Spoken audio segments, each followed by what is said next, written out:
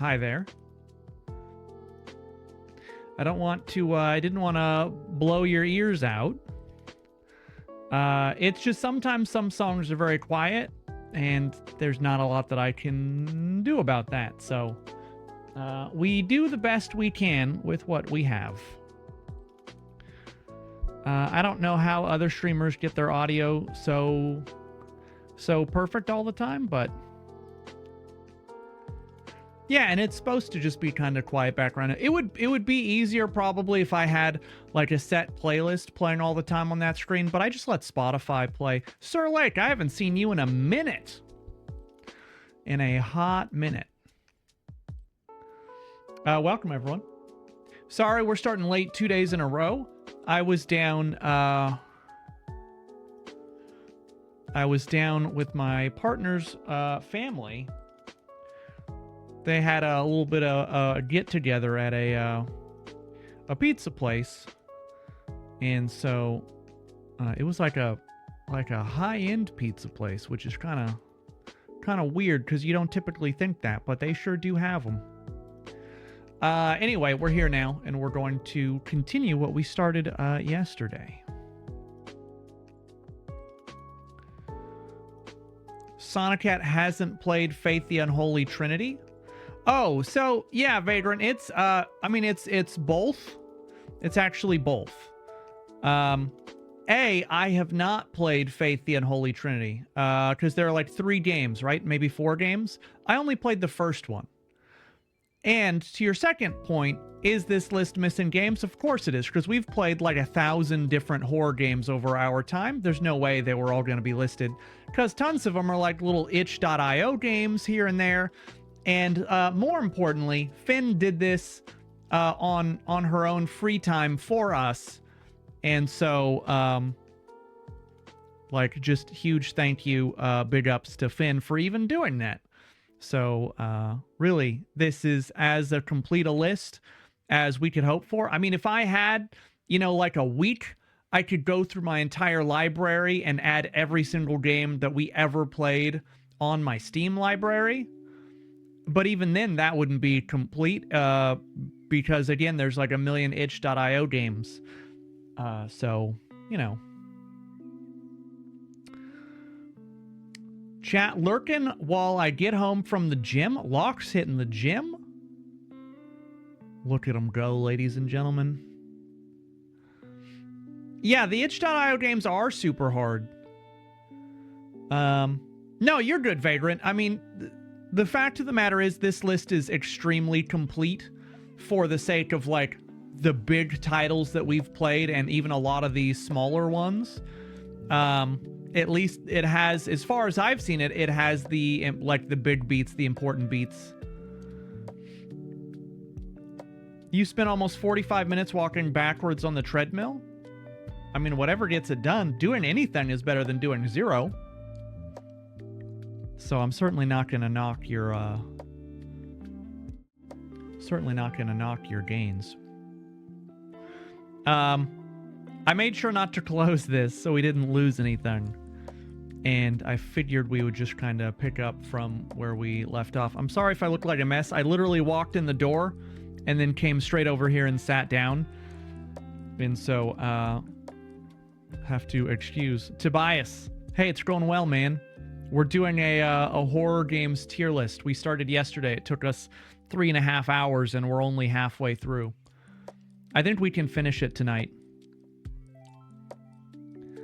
I think we can finish it tonight. Gotta love when you get the wrong order from DoorDash. So that is not necessarily the worst situation. You're probably waiting for a specific kind of food, which sucks. But if what they deliver is just randomly food that you would be interested in eating, then you get your refund on DoorDash and you get a free meal still. So like that feels to me at least like it could be a win.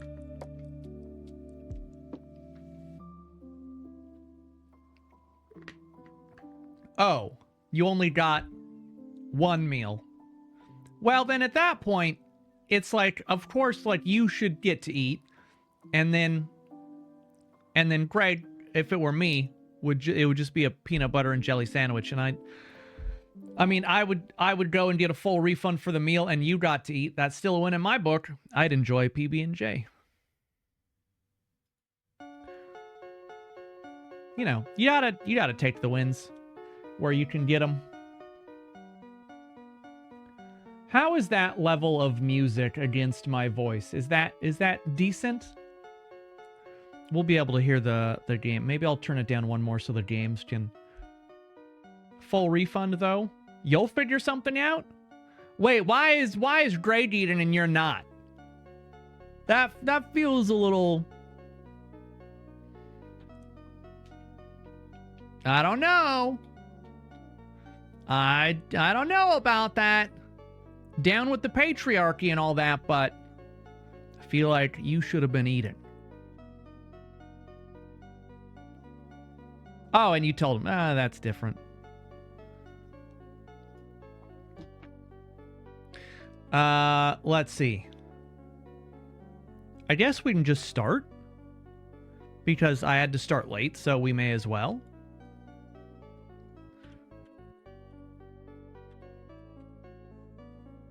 Damn, this game is $1. Hi, Larry. We're getting right back into it. I wonder if I can control quickly Spotify, but I wonder if it's gonna stop. I would like for the record to show I followed her instructions. That's important. See, that's a man who knows what he's doing. Sweet 776. This is one of those games, we're just going to start. This is one of those games from Stanislaw Trukowski. He has a couple of them. Inside Depth 6 was another one. Girl's Fabric Face, I believe, was another one. Sweet 776 was all about an apartment. And if I recall correctly, a myth or a legend that if you rang a bell a certain number of times that the lady would visit you. As I recall, this game at least had a coherent story and multiple endings. And I do remember it being not that bad and fairly spooky. It was all about ringing the bell. But there was so much like running back and forth between different levels of the apartment. And at some point, yeah, you also went into some weird like basement area.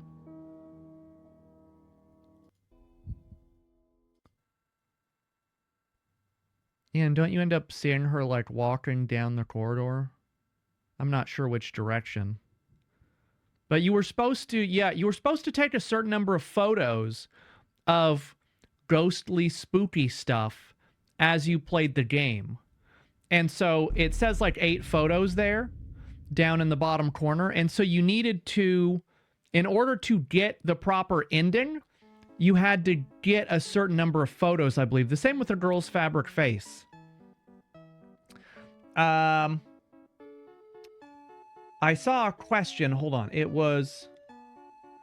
I'm pretty sure I saw someone asked if I ranked... Oh, where would you place Layers of Fear on the list? Have you ranked it already? Yeah, Tobias.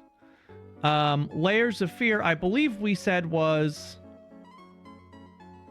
a great game. Yeah, Layers of Fear. Yeah, I said it was a great game, especially for what they did with corridors and etc. But Sweet 776, I feel like, was good.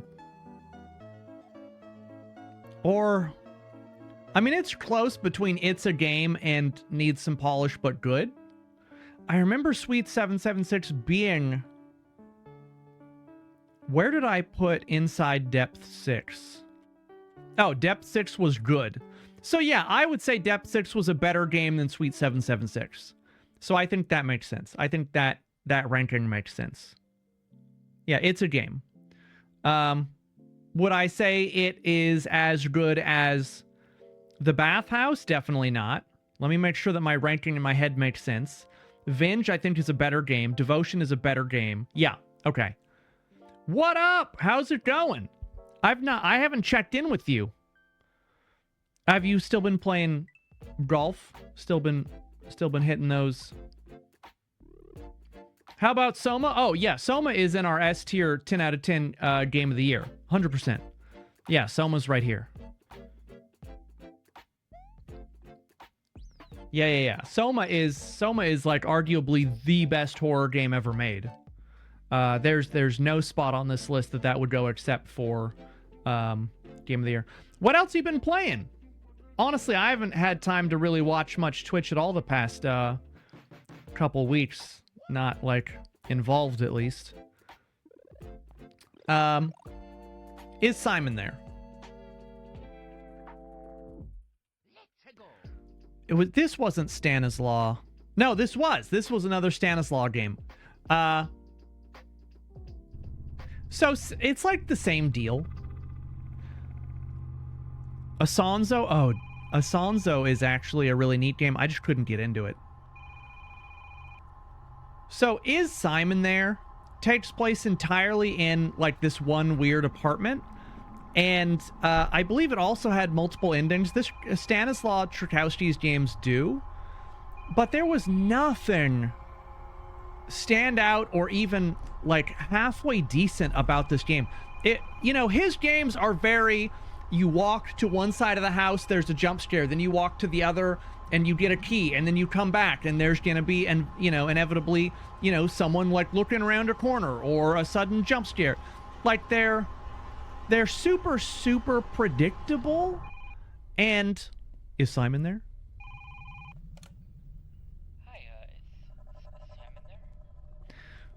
And so I think that Stanislaw is an above average game developer. And I've heard only good things, by the way, about Snafu. We haven't played it yet, but I believe I own it. But most of his games are really just, they are basic, It'll have a loose story that you have to kind of pick up on as you play. But generally they're the same thing. You're just going to be wandering around a place. There's going to be, just people jumping out around doors and loud jump scares. They're similar, I would say, in quality to Imika games, Stanislaw Tchaikovsky and all these.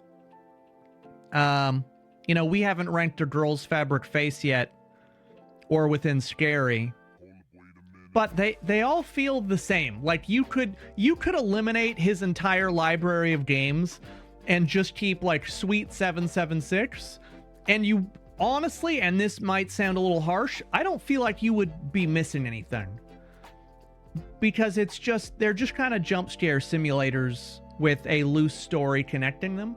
And is Simon there? I seem to recall us really not liking.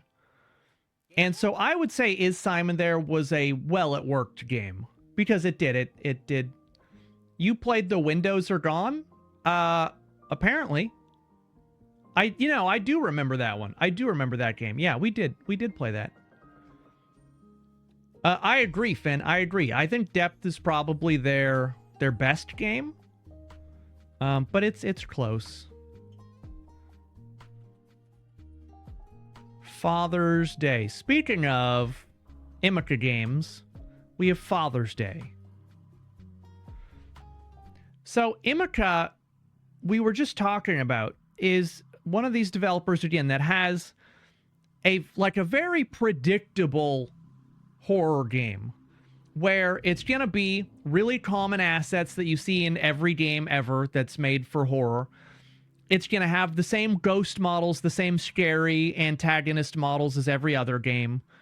They are going to be fairly predictable scares, around corners, jump scares sometimes.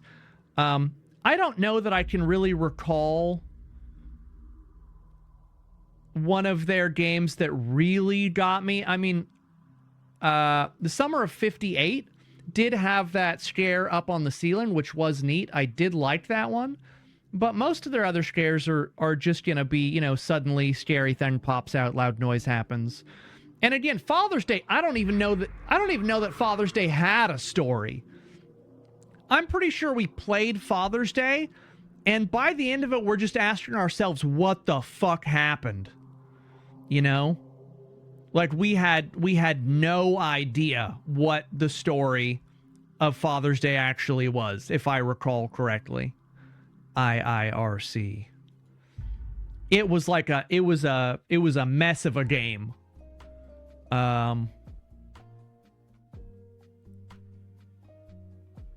Yeah, it was just a mess, and we left it going like, I don't think I really enjoy Imika Games' games anymore. I specifically remember that we did not enjoy it because it was a mess. It was just a mess. Like, it wasn't a bad game, but it had nothing to it. It was definitely a well-it-worked game.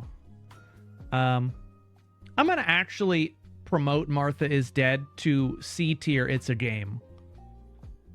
Because I don't think it deserves to be with these games, because these are actively bad, where Martha is Dead actually had a story and all of the other elements. It was just gross. Meyervils, thank you for that gift sub. I appreciate that. Yeah, I don't think Martha is Dead deserves to be in the D category, because when I think about Father's Day sucked. And Martha is Dead and Father's Day should not be in the same category. Bindi, though, I do think belong, and Scorn, yeah. Have you played Amnesia the Bunker? Yeah, Amnesia the Bunker is on this list. Yeah, it's right here. It's under It's a Game. We did not like it. Or I personally didn't enjoy it, because I don't enjoy games where you're just continually hunted from the second that the game starts until the end of the game by, like, an insta-kill entity. Those games just aren't fun to me. And my big problem, Tobias, honestly, with the Bunker, was that the game wasn't really scary, and it was kind of dull, because it was like, hey, go to munitions to get this, go to the jail to get this, then you go to this thing, and then grab that. And it was just like a hunt for keys and fuses. And what really made me mad was that at the end of Bunker, it got really cool. You know, when you're in that room with the mist and you can see the people walking by in the mist, and then you go out into that the final area with the showdown with the beast, and you're on those platforms and there's lightning. I was like, that's so fucking cool. Why did you waste that by putting that at the very end of your game and not anywhere else? That shit was so cool. It just really felt like they wasted their potential, because they obviously had neat ideas. They just didn't implement them until the very end of the game. The replayability is insane. I will agree that the replayability is insane if you enjoy the base game, which I did not.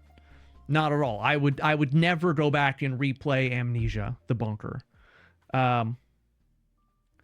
Basically, he played it the way you wouldn't normally play it and broke all the atmosphere. Okay, Marlini is not entirely wrong. Here, there were two things. A, I did sprint everywhere because I wanted to just get shit done. And so I just, whenever I could, I just sprinted. And if the monster was following me, it's great. He was just coming with me, right? Because if the game wasn't going to punish me for doing it, I was going to do it. Secondly, I did not turn on the power almost ever. I thought power was a huge waste of time, because you only get, 30 seconds, 45 seconds, maybe a minute of power, and then it runs out again. And the gasoline took an entire spot in your inventory, so I just left that shit off. I ran around in the dark most of the time. Because again, the only thing encouraging you to run around in the light is if you are scared. If you are scared, then you want the power on, you want the light on. It doesn't bother me. I will run around in the pitch black, and I had my little crank flash. I was just sprinting around cranking my little flashlight so I could find what I was looking for. But yeah, it just really became tedious. And before you say it, it was not tedious because I played it in the dark. It was tedious because it was a key hunt or a fuse hunt. Amnesia the Bunker, what really upset me, to be honest, was that Amnesia was the series that really started it for so many people. Amnesia, they were the ones who were like, we're gonna make a game that you're not going to be able to play. It's going to be so scary. You know, back when it came out in 2005 or 2008, whatever. They're like, we're going to scare you so bad you don't complete this game. And that's exactly what they did, right? And then so, you know, fast forward so many years later, they did Amnesia Rebirth, which was at least interesting. It had some very interesting mechanic. So the areas that they created were great. But then for some reason, and I think that this was, I think it was partly that I play so many horror games that I saw a million flaws with the bunker. But if you don't play as many horror games as I do, the bunker's probably just fine. The bunker is probably a fine horror game. You probably see a lot of the mechanics and you're like, wow, I never thought that anyone would do that. That's so cool. I've seen all of that shit done better other places. And so at the end of the day, Amnesia the Bunker is a key and fuse hunt game. And we've been playing those for years. And it didn't do anything to like take that to a different level. There was no mechanic in that game that there was no mechanic in Amnesia the Bunker where I could say, wow, I've never seen that before. Like, that's so unique and interesting. We've played a million games that take place in tunnels or underground or like back in that time period. Tons of them. We've played every game under the sun that has you go look for notes and find keys and find fuses and put story. Like, the game didn't get a wow from me until The Mist. The Mist was so fucking cool and spooky, and really I was spending extra time in The Mist just so I could watch the people walking back and forth in the mist. And when I got to the final fight in the game, that was a big wow moment. I was like, I want to spend more time here. I want to be here. This is so cool. And so it's like, you obviously have the talent within your development team to develop something engrossing, right? Something really that grabs your attention, something new, something spooky. But you didn't do that at all the entire game. It's just an instant kill. Maybe it's not instant kill, but like it's a two-shot monster that always knows where you are. And the location, frankly, is just not interesting. The most powerful example is look at Alien Isolation. Same idea. You are wandering around fairly powerless, and you have to do different objectives and quests, and you are being hunted by a monster that basically kills you instantly. In fact, the alien in Alien Isolation does kill you instantly. It's not, you can't like survive a hit and then keep going like you could in Bunker. But Alien Isolation is tense. Alien Isolation is uncomfortable. Every second of Alien Isolation, you are feeling exposed. You are feeling that you are not safe because you're not. And every area in Alien Isolation is so much more interesting. And it feels like it has so much more flavor to it than any area in the Bunker. Yeah, if Tobias, if you enjoyed the like always there antagonist, and you want to play a game that I feel like is 1,000 times superior, play Alien Isolation. Or just watch someone who gets very involved in the story of Alien Isolation, because you will see the night and day how much better Alien Isolation is. Yeah, not to mention the AI in Alien Isolation is famous because it adapts to what the player does. And so if you continually hide in lockers, it will then start checking lockers. If you always use the flamethrower, it will find ways to get around the flamethrower, or will become less scared by the flame. Like, there's their entire videos and documentaries about what they did to make the alien AI in Alien Isolation. I think, if I recall right, the AI in Alien Isolation does not ever actually know where the player is. They separated it in the code, and I believe the alien never actually knows where you are. But the alien knows where it thinks you are going to be. And so it tries to cut you off based on where it thinks that you should be going. And they have a name for it. The developers had a name for it, but that's why it always seems like you barely are getting away from the alien, or that's why it seems like the alien is always coming out at the worst possible time for you, the player, because it legitimately is trying to find you, and it only knows like your general area if you make noise, or it tries to figure out like where you might be going, and so it tries to intercept you. I believe there's a documentary on YouTube where the developers were interviewed, and it's just about the AI of the alien. It is fascinating. I highly recommend you check it out. Alien Isolation is just a really good game. You should just play it. Unscripted AI. Yeah, maybe they called it like emergent AI or something.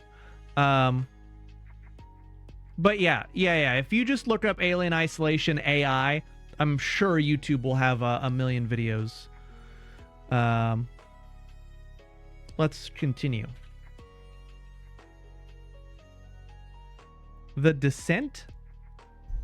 I don't even remember this. Oh, wait. No, I do remember this, but I thought this was a game that we already marked down as having played. Ah! This was the mining game. Yeah. Yeah, this was the game that we got stuck a couple times because it was just confusing as to what we were supposed to be doing. Yeah, another dark hallway underground game. The Descent is not even worth really talking about. It worked. It was like you took a dip in the shock pool. To be fair, I do that a lot. Yeah, it was very meh. And let's just move on. Oh yeah, this is a great one. We played this. So this we picked up because this developer's other game was the one that the Mob Games developers who did Poppy Playtime, they stole this guy's ideas / art, allegedly, but the evidence is fairly clear. And so this developer made Vinge, which was his first game, and then for Christmas made this second one where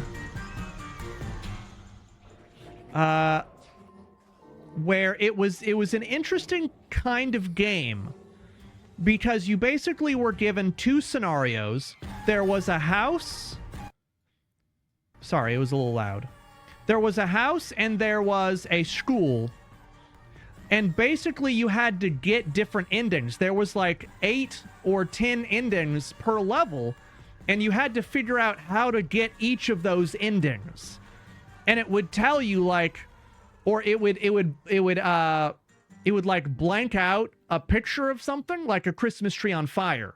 It would blank that out. And so you couldn't really tell what it was, but you're like, I think that's a Christmas tree on fire. So I must need to set a tree on fire, I think. And maybe that's how you do it. And then some of them you would get a hint when you beat one ending. They would give you a hint, like, here is a hint for ending 7. Here's a hint for ending 2, whatever. Subnautica is one of my all-time favorites, but I would classify it more as a crafting adventure than horror. Yeah, people all the time list Subnautica as horror. I don't think it's horror. I mean, for some people it could be, but then again, you could say that about any game that has... You could have a game that's super family-friendly about clowns and say, you know, someone like Meyervolz might say, that's a horror game. Sorry, that's a horror game. And so, you know, it's subjective. But for All She Wants for Christmas Is You, solid game. I enjoyed the way they did their endings. It was fun getting them all, and we did get them all. I would say that it wasn't perfect, but I had a good time playing it. Would I say it is a great game, or would I say it's a good game? Would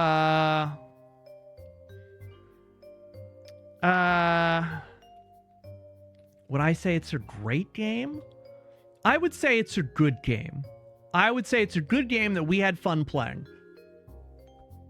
I would say it's a good game that we had fun playing. I would not say that necessarily it's a great game. Because I don't know that I would need to recommend it to anyone, like everyone who plays horror, but I would say it was good. Yeah. At Tony's. This was a fairly recent one. This was about a pizza place. This was about the pizza place where I make them. Another guy does the delivery. Where like the pizza place is cursed. And so we had to make pizzas and deal with spooky stuff happening in our apartment.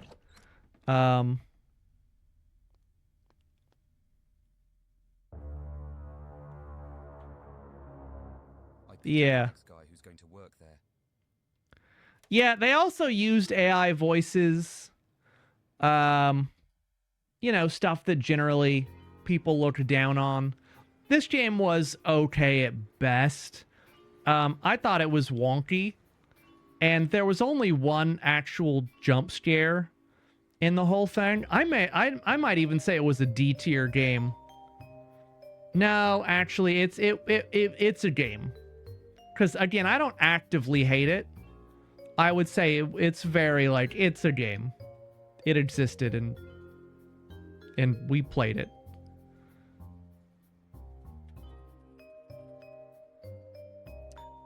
Everything is for humanity. This one, right? Whoa, that is some intense thunder. Holy shit. I don't know if you guys could hear that. Hurricane Beryl is definitely giving us rain. We're supposed to have rain all throughout July. Attention. Everything is for humanity. High Right. security mode activated. Right. Everything is for Please leave the humanity. facility immediately. This game scared us real good. If I would have known, or at least predicted, I would have never been a part of this. I remember this now. Yeah. This was the psychological horror that fucked me up. There were like 3 scares in this game that I can distinctly remember. Of a charlatan who wishes for 2 crazier things than a healthy mind can imagine, and hides behind the cover of science while doing these. Unauthorized control detected.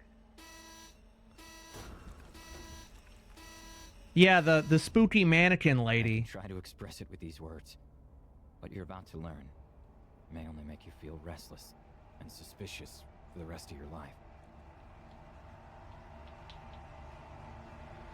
Yeah, this was like a neat kind of sci-fi-ish game.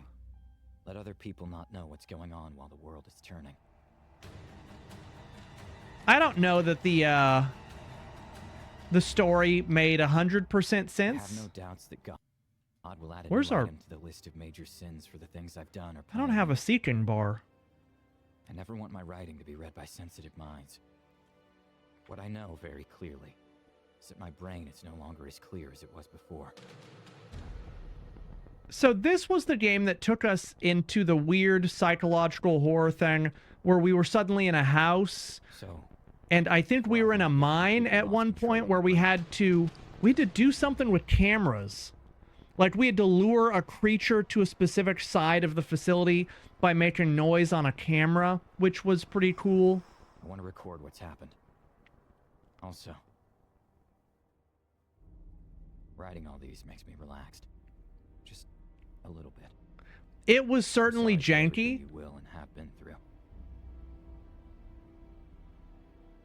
However, at the very beginning, everything was for humanity. Yeah, so this was the neat sci-fi game. We played this a long time ago. The game starts you in a science facility, and you're constantly attacked by that mannequin. You have to run through really narrow corridors, and it chases you. It's coming after you. You have to flip different switches on, fuses on. You eventually get to an elevator, and the mannequin tries to get into the elevator with you at the very last second. It was a good scare. This was the game that had the scare in it, where at the very end of the game, there's like a fire in the facility, and the mannequin like busts in the door and charges the camera.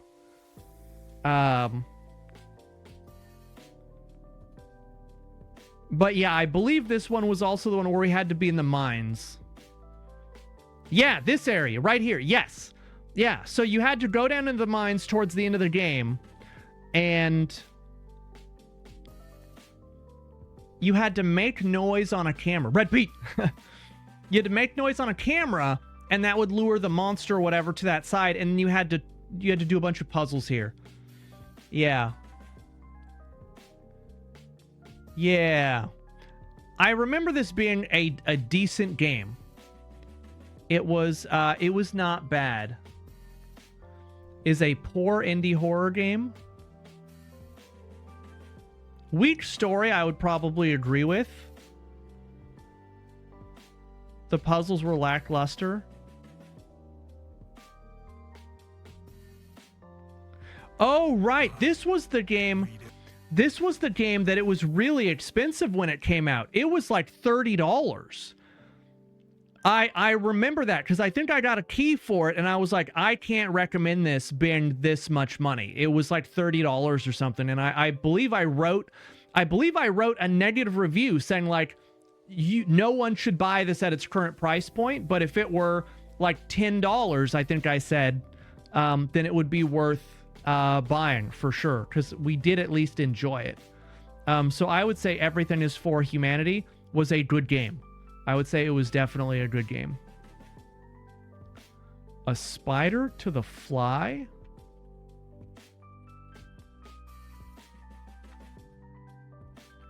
Was this the one where we played a fly?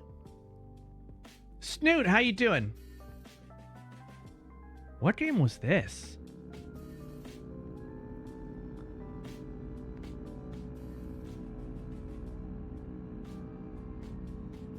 How you doing, Snoot? So good to see you. Oh, this was the pixely one. Right, where we had to keep walking back and forth between all these areas.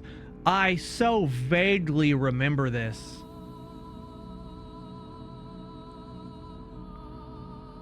Yeah, this was... I don't remember almost any of this. But I do remember the carousel and having to walk back and forth between the shops and whatnot. I feel like we ended this game being more confused than when we started. Because, yeah, it's just a lot of wandering, trying to figure out where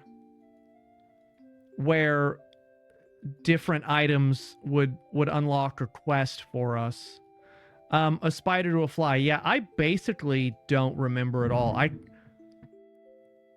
don't think I can remember. Huh. Yeah, that's, I don't know. I don't think I liked it. Did I write a review? A spider to a fly. No, I didn't write a review for it. I thought maybe if I saw that. Murder House. I thought maybe it might jog my memory. Oh, this is a puppet combo. Isn't this the one that featured Jacksepticeye's voice?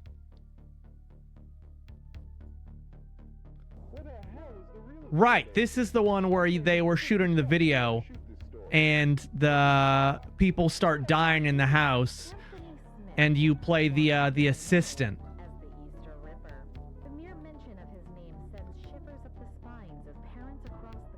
This is puppet combo, right? Yeah, it's Puppet Combo. Yeah, so I do remember this.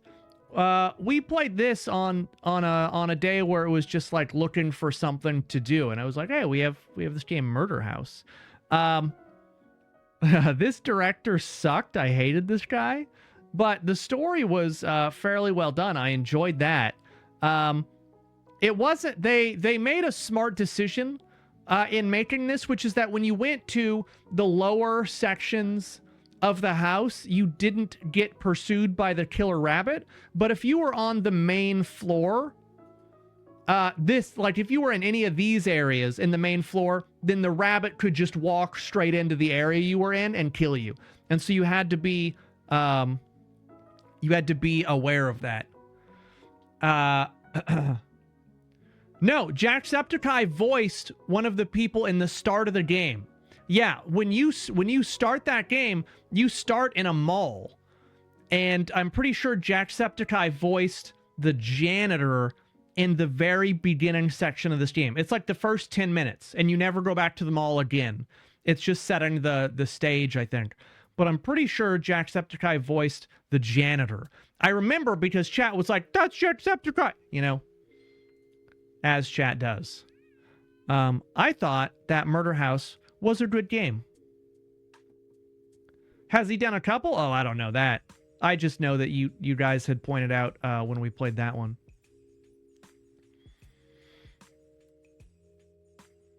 Hey, I need to, hold on. Let me add my sources because it's not playing the notifications. Brightness, welcome to 45. I think that's almost a year, maybe 2. You guys are, Jesus Christ.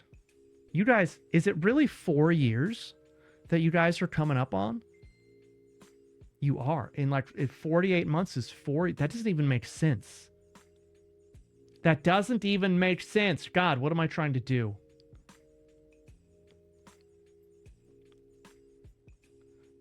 Add existing.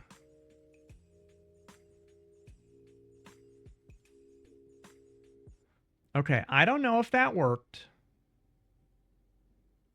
But we will see. I think I added it. Isn't Jacksepticeye on that one Fears to Fathom game? That one Fears to Fathom game. I don't know. Doesn't I'm sure chat knows. Platform 8. Platform 8. This was the sequel to Exit 8. Right, yeah. We played this fairly recently as well. This is the game where you had to go through a certain number of train cars before you could get off the train. And basically each train car was like the film Cube, and it tried to kill you in some way, shape, or form.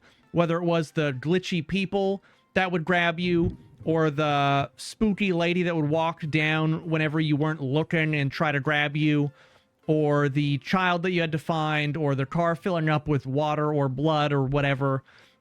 This was one of the better looping hallway games. But again, instead of just making it a hallway, they built off their own universe with Exit 8 and made it a train car. I think this developer has done the looping hallway the best because they started with Exit 8. Oh, look at him. He looked at you. This is an easy rating for me. Platform 8, I think, is a great game. I think Exit 8 is also a great game. We're not there yet, but I'm just letting you know I'm going to rate that one as a great game. I think they're great games. Wood Killer.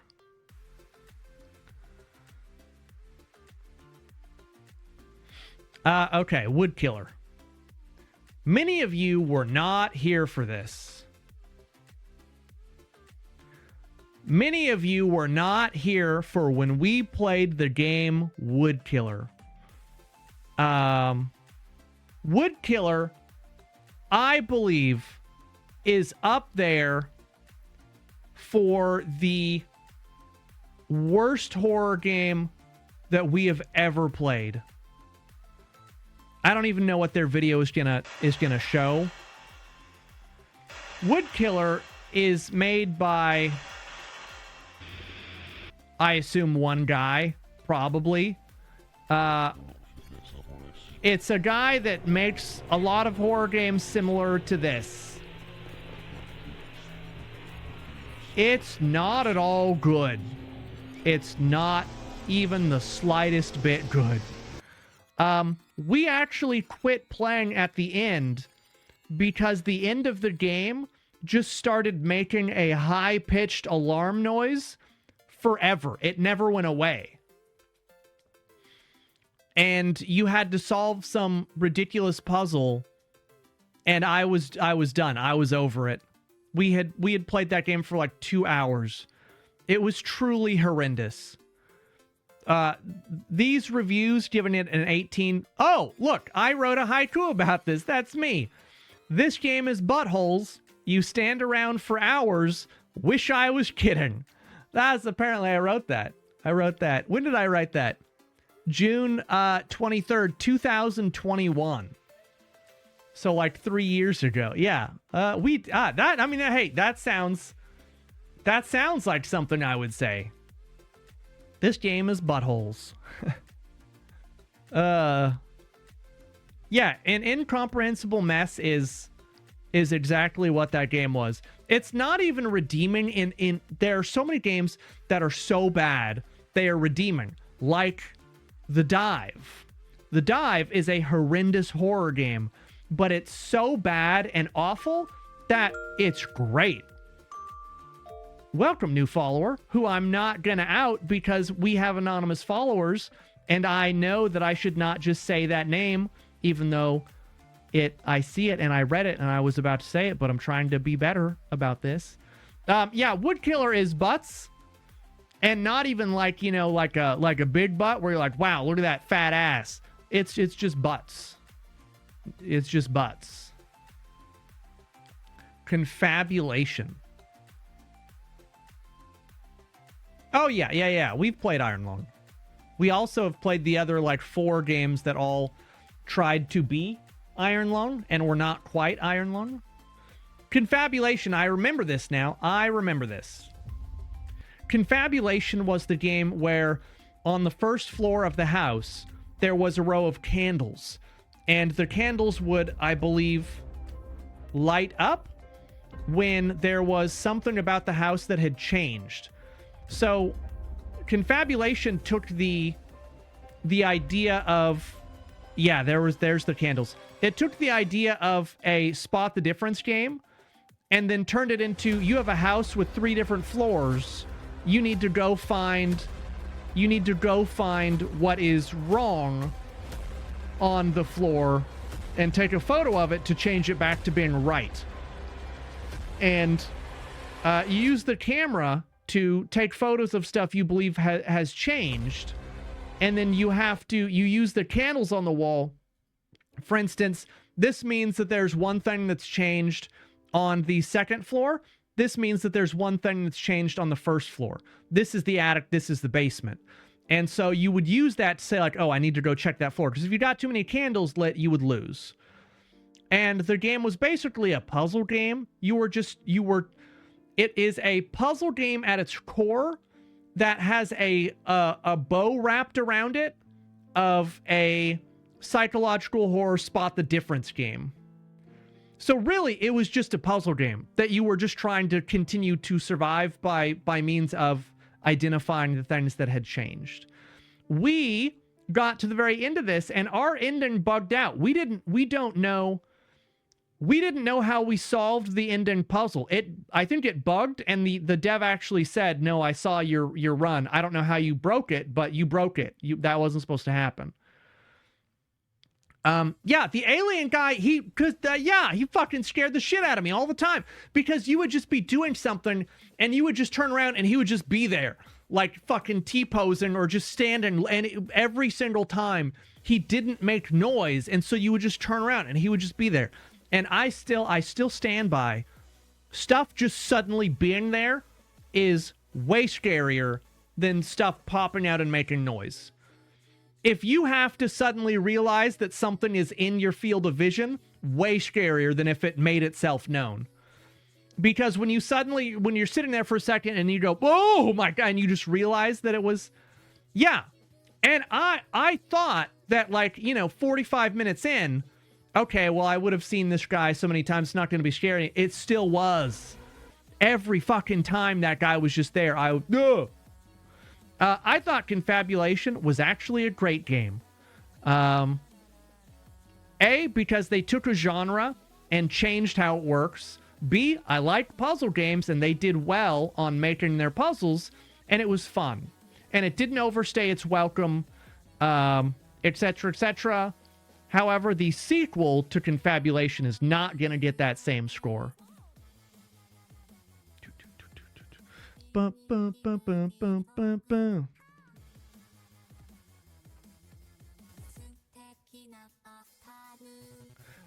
Okay, Surrounded. Is Surrounded the second one? No. What is Surrounded?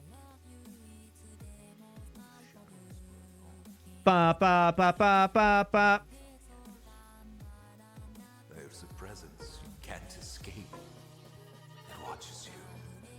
We played this? It's always there. Just out of sight. Driving you to the brink. Beware. You're in the heart of darkness. What?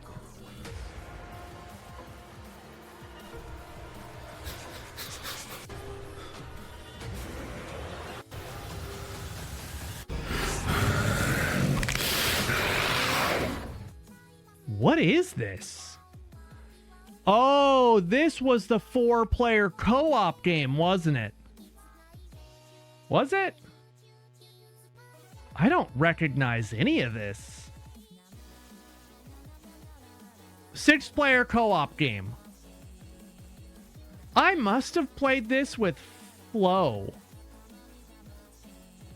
With maybe Flo and... I think it was Flo and...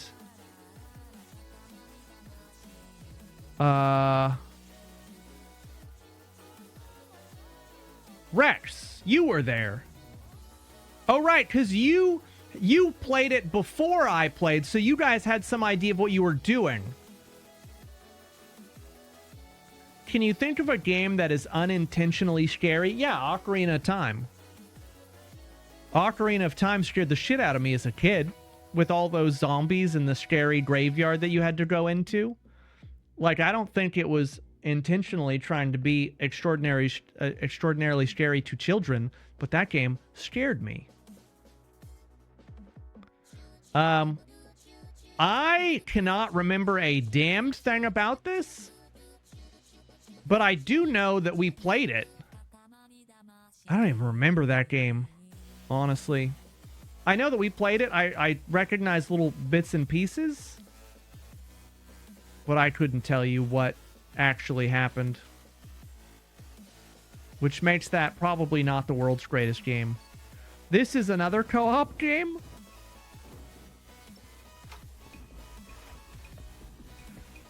Okay, this... I recognize this location. Is this with the weird doctor? I played this with the Aussies, I think. I think this is the one I played with Team Australia. Yeah, the doctor. Yeah, what were we supposed to do? No, it was Dan and Sharky and Sharky's friend, the other Australian girl. I believe. Forgive me, Mark. I do not think this game was good. I can for the one who read. It did work. It was very hard, if I recall. Like, we could not beat it. I would say... that we had fun just being chaotic as like a 4-player co-op, so I would say it's a game. I wouldn't say it was D tier. It was a game, like, it worked. We did have some fun. but I wouldn't call it good. I would not call it good. Holy Purge. Holy Purge? Okay, we're getting into territory. Oh, this. Yeah, I played this with Dusk and RBD, I think. The Lord rebukes you, Satan. Yeah. Yeah, this was the one where you had to, like, yeah, you had to kill the demons with your crosses, and you could go inside the houses. And I don't think we even knew how we beat it eventually. We just at some point won. And you had to do a bunch of weird objectives around the map. They obviously have changed this quite a bit, because all I remember us having was like you could have like pills, and then you had a cross, and that was basically it. And sometimes you needed to carry like a giant crucifix places and light houses on fire. This was not at all a good game. I would never recommend anyone play that game. And so it worked. Yeah, it worked. It worked. That's... Ooh, I'm gonna get mad. I'm gonna be mad. Hawthorne. Okay. All right. Hawthorne is made by the same developer that did The Witching Hour and Swine and whatever Jawbreaker is. I don't think we ever played that. That must have been their newest one. I don't know that I could bring myself to want to play Jawbreaker after Hawthorne and honestly The Witching Hour, because it was not great. Oh, it's... Yeah, definitely I'm out. As soon as you add weapons, it kind of ruins the scare. Okay, Hawthorne. Hawthorne started out. I'll be checking in with you while you do your rounds. Hawthorne started out as me thinking that it was going to be probably one of the better horror games that we had ever played, because they start you out with a solid story. You're a security guard at a school. It doesn't start spooky. You're just there doing your rounds at night. Plus, it had a very Firewatch system where you were always communicating with this woman who was giving you the ropes. The orientation was a bit on the brief side, so it's good to have The voice someone acting help was me out. excellent. I honestly don't mind the quiet here. It's peaceful. It's peaceful because it's winter break. You should go check out the basement. Half the classes used to be down there before they built the new wing. So many rumors around Hawthorne on why they condemned it. The alarm at Hawthorne is going off. Can you drive down there? The installation guys probably wired something wrong, but we still gotta check it out. Your attempt to lock me out of Hawthorne locked me in. Yeah, so... Hawthorne is sacred. Okay, so the first part of that game, the first part of Hawthorne was so good. Man, they wrapped that story up. The voice acting was great. You were always talking to this lady on your earpiece. They really laid the foundation for a great game. And then the second half of the game, they introduced the antagonist. And it's just a guy that basically follows you around whenever you're in the game with him, and he just instant kills you. And this room in particular almost made me quit. So you can't really see it, but this area has chain link fence, and there's a bunch of like other fences kind of around.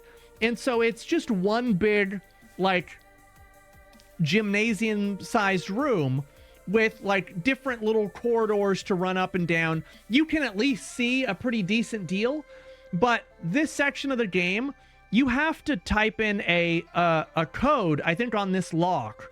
It's like a 4-digit code, but you have to find the code somewhere in this room while this guy is actively hunting you. And then you have to go and put the code in and then grab something. I think you have to open this and disarm it maybe. And then you have to get out. But the fact that you have to, it has my least favorite thing in horror games, which is puzzle solving while under duress of instant kill, instant game over enemies. It was awful. It's where I did my work. It's where I stayed close to my canvases. Awful, awful, awful. And then it had the world's biggest trope at the end of the game, which is that this guy, you shoot this guy like 9 times. I shot him, I'm pretty sure 8 times in the head and 1 time in the chest. And then you win, and then the game is like, oh, so when the cops got there was nobody. What happened?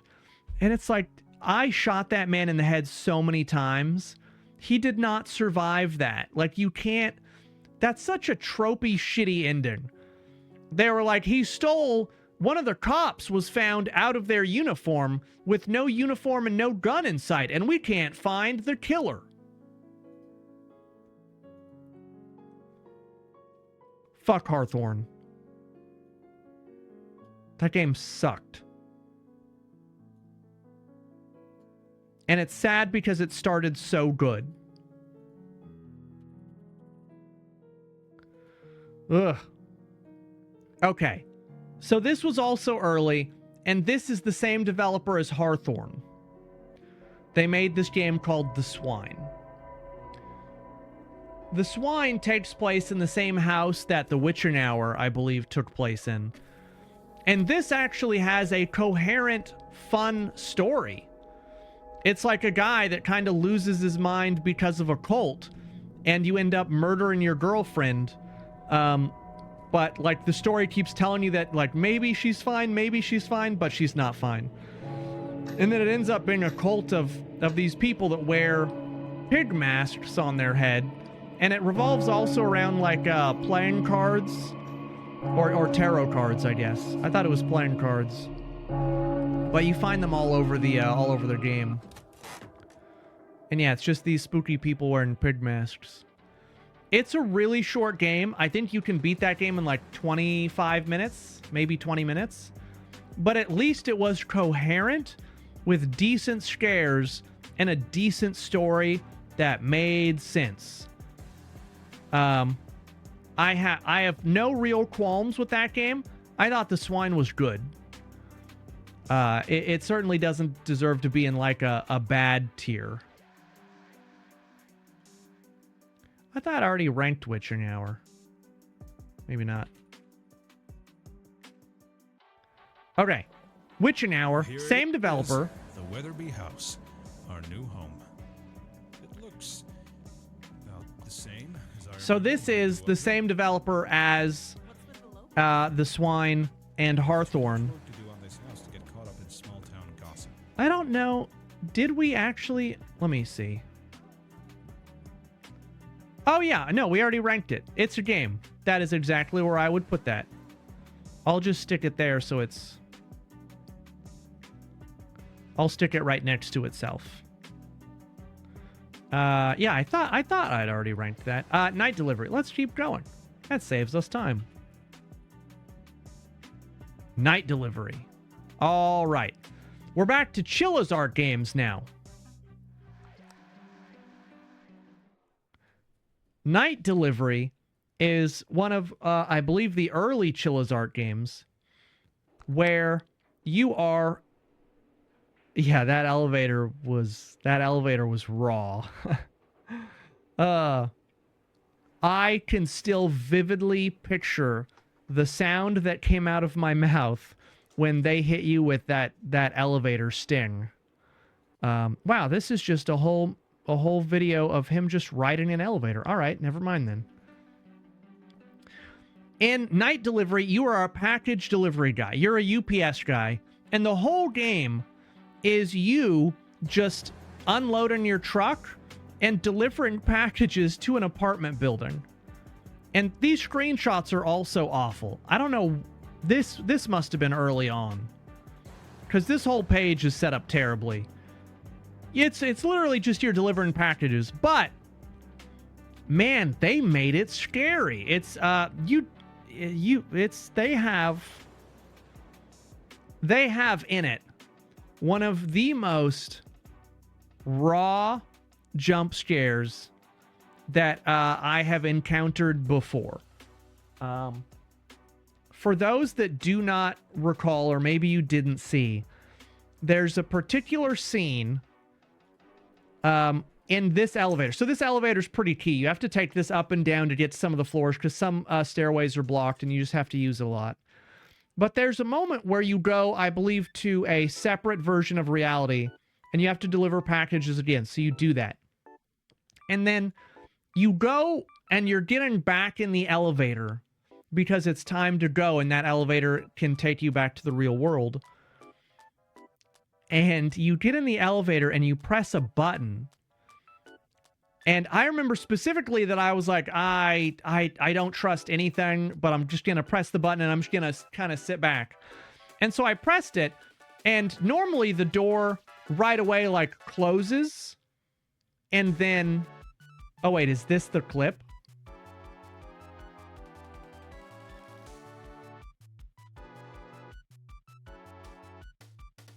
Yeah, okay.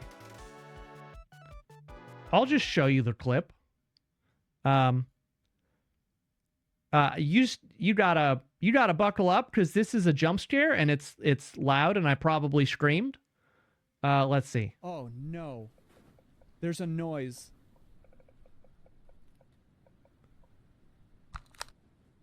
It's above us. What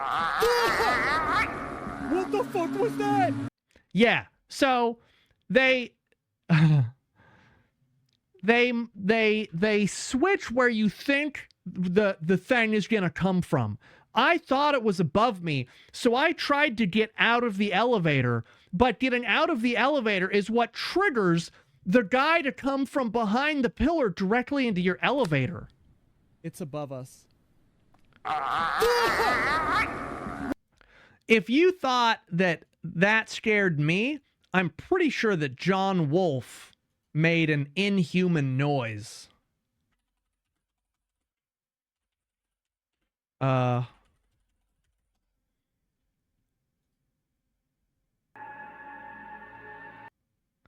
I hope you don't mind me watching one of your clips here. Oh, I'm sure it's this spike. It has to be this spike, right?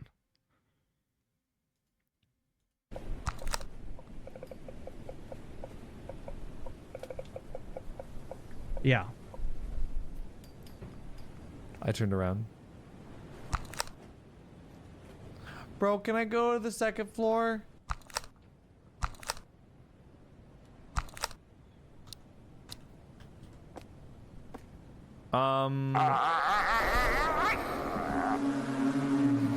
Yeah, do you see that like involuntary like hands shaking, like fingers twitching thing? Oh. That fucked him up. That is real. Like the hands like that, that's real fucking fear.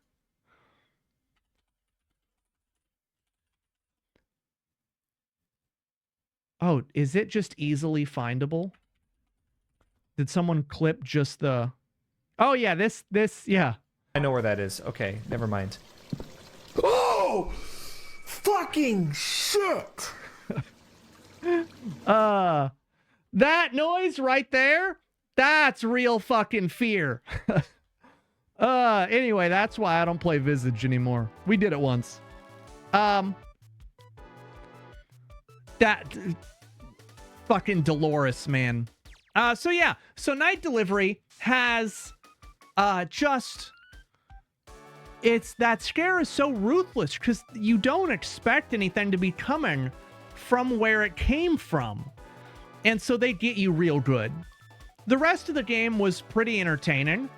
But what if, hear me out, we played it again. Night Delivery is a great game.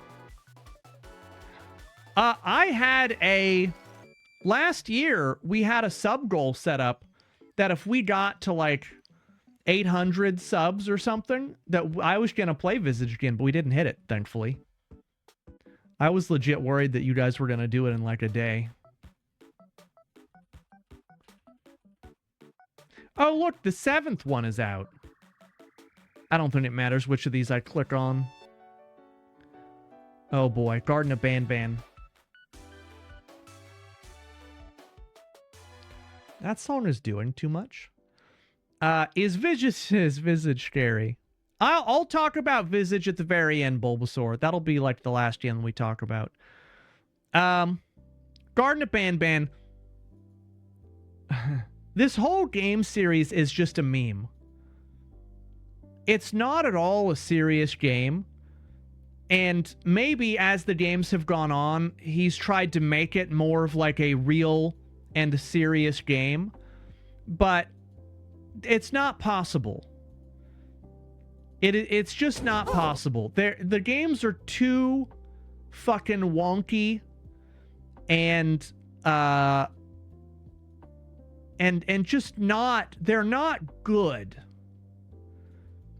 You know, and I know, again, they started as a very just meme, like, this is just going to be ridiculous, but we're going to make it. It's going to be a game. Like, that's what they did. That's what they started with. And so the fact that they have gotten 7 games out of this, yeah, this is 7. They don't even have, what was it, like, one of them, yeah, they don't even have Banban 5.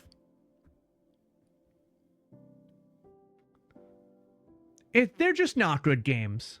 They're not. Like, there's really not anything to say. They're not good. The mechanics are shaky at best. They have no real direction. It's just one of those games where it worked. Like, that's the nicest thing I can say about Garden of Banban, is that it worked. It's certainly not in the tier of games like The Bridge Curse and Suffer the Night. Like Garden of Banban, we played most of them actually, but there's nothing that you would say, wow, man, I'm sure glad that we had done that, because that game really left a last, like, no. Not at all. Yeah, and we played all of them. Actually, we haven't played the latest one. Oh, Spider Mall. This was really good. This was so campy and ridiculous. Spider Mall was top notch. Spider Mall is another one of these games that it was done with real people. And so it's like an FMV game. It was so silly, so campy, so over the top ridiculous, with like ridiculous fake ass graphics that didn't even remotely try to be realistic. It was awesome. It was awesome. It was just, they went for a specific style and they nailed it. Everything about it was awesome. The acting was actually not bad.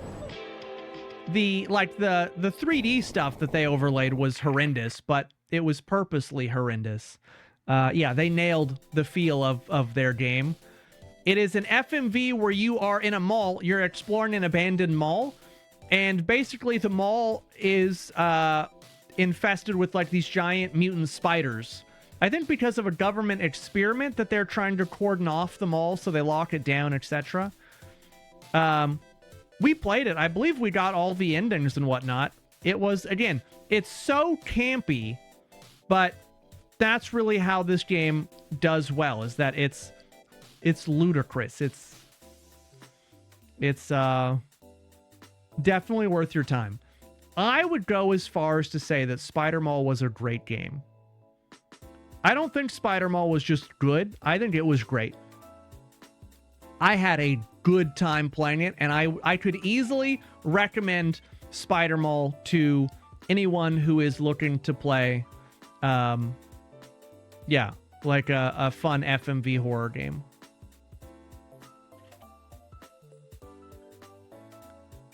Okay, close and shift. Did I turn this up? Another Chilla's Art game. This one, you work at a coffee house, basically a Starbucks, and you are stalked. That's what it is. Yeah, you get stalked by a customer who just really, really likes you. And it's just the misadventure of this poor coffee worker who works the closing shift at Chilla's Coffee and has to deal with a stalker in real time. Again, it's one of these games that works well because it's not like a ghost or, a weird spirit monster. It's just a real life scenario. And if I recall, a lot of people in chat were like, ooh, this game hits way too close to home. Like, I don't like the fact that they have stalkers in this game because it feels very realistic. And yeah, it was well done. It was not over the top like their game, The Karaoke. It was down to earth and spooky and well done. I enjoyed making all the drinks. I enjoyed serving customers, and they wrapped horror pretty nicely around a core of doing a basic, out of high school kind of a job. Flo just has, quote, gold. Do you remember the time that Flo said Sano could start a life coaching course for finding a big titty goth girlfriend? Folks would show up trying to learn only to find him sitting around watching Japanese train live streams and saying, I don't know, man, your guess is as good as mine. It do be true, though. Yeah, The Closing Shift is one of Chilla's Art's best games. Easily an S tier 10 out of 10 game. Not even a question. The Closing Shift might actually be their best game, but it's close between Closing Shift and one other, which I'm sure is on the list. Wait, what are we looking at? I already forgot.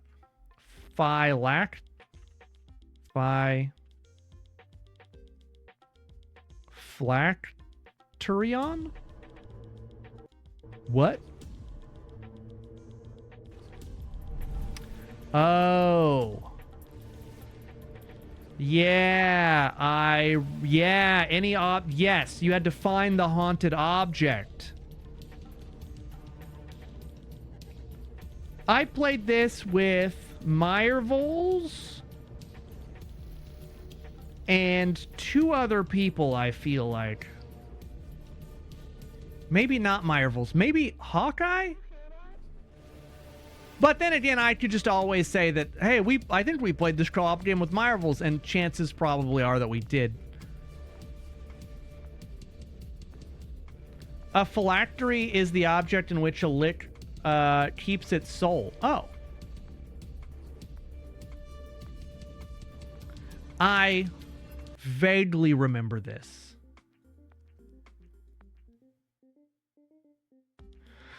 This is just, again, another one of these games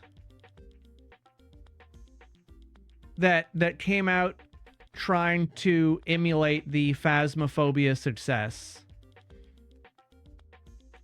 This is the Chilla's work that I really like, the horror of the mundane. Yeah. Yeah, not everything has to be supernatural.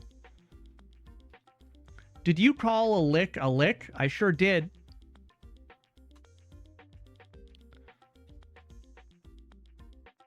You called a lich? What's the full word? Because I've heard it both ways. You know that's right.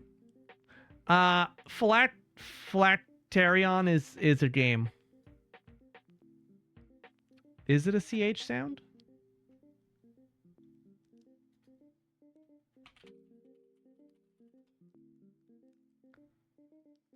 Sounds like...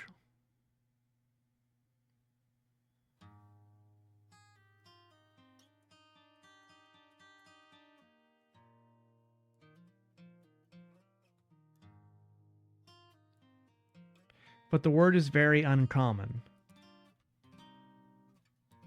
Can you? Lich. It does say lich. I'm gonna stick with lick because I can, and there's nothing you can do about it. This is America, and I'm free to pronounce it however I like. So you're just going to have to deal with that. Yeah, words are all made up anyway. The lick. There's a new job posting if you'd like to. What is this? Peekaboo Collection. Peekaboo Collection 3 Tales of Horror.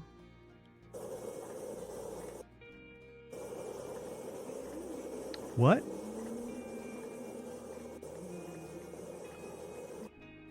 Okay, I don't recognize... Wait, isn't that... Okay, hold on. I recognize that logo. What else did this person do that we definitely played? Oh, the Timor. It's the Timor dev. That's why. Yeah, it's the Timor dev.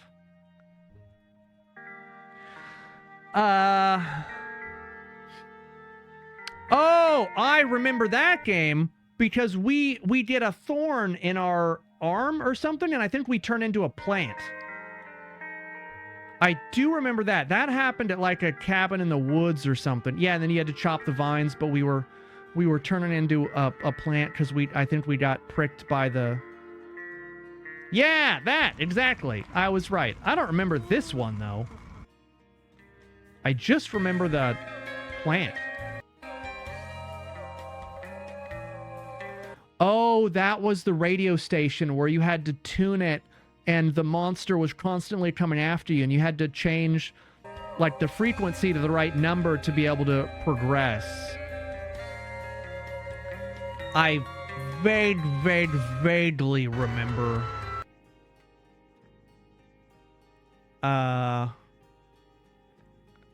That was like, I really don't remember it at all. Not enough to give it a rating that would actually matter. I don't remember it being good. Erica. Oh, this poor girl. There's an intruder at Delphi House. I'm going. Erica Mason. There's something going on here. This is the girl that like never says anything the entire game. And it's really confusing how old she is. Because she both looks like a child and like a 30-year-old woman at the same time. My God, what have you done? Yeah, we played this and I remember not liking it because it was there. The choices were so few and far between. She just doesn't say anything like the entire game. Yeah, the face. She's just like constantly dumbfounded, like mouth agape. And that was her character the entire game. Basically just that face the whole game. Yeah. Yeah, I do remember this. It wasn't good. It was not good. It was a well-it-worked game. Now that you say that, I mean, listen, that's what it was. That's what it was. It wasn't great. People disliked it so much we didn't go back and play it again because we hadn't even finished all the endings. But chat was like, I don't think we need to. I think we're good. Midnight Heist. I do recall. This was the one where you had to steal. There were some objectives you needed to complete across the map. It was co-op. We played it with myself, Pseudo, Anne, and Chips. I'm almost 100% on that. It was me, Anne, Pseudo, and Chips. And you had to complete objectives around the map, but then a ghost would haunt, and it would start attacking people, and so you just had to survive while you're still trying to hack computers, hack security cameras, steal stuff, and then you had to avoid the ghost when it would start hunting. And early on, the ghost would just appear for a little while and then go away. But towards the end, once you've been there for a minute, the ghost would not go away. And so I just ended up running loops, like up one staircase, down a hallway, down the staircase, down a hallway. And I was just running, loops to keep the ghost busy so everyone else in the party could just get the objectives done because the ghost wouldn't leave anymore. And so this definitely qualifies as it was a neat idea, but it was executed really poorly. This game needed a lot of polish, but it was good. Because for a 4-player co-op game, it was at least unique in its mechanics, but it needed a fuck ton of polish. And I think that we played that when it was in like really early access. So we didn't have access to any fancy stages or any of the updates. We played that raw, as we do on this channel. We play games like the second that they come out.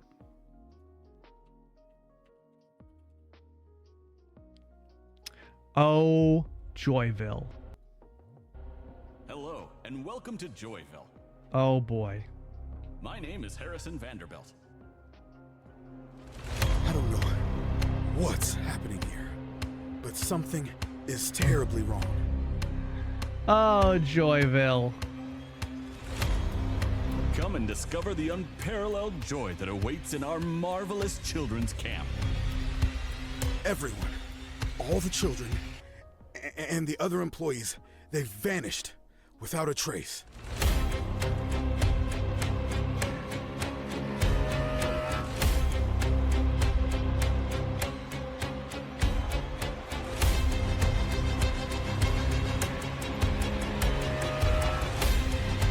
You know, looking at this trailer now,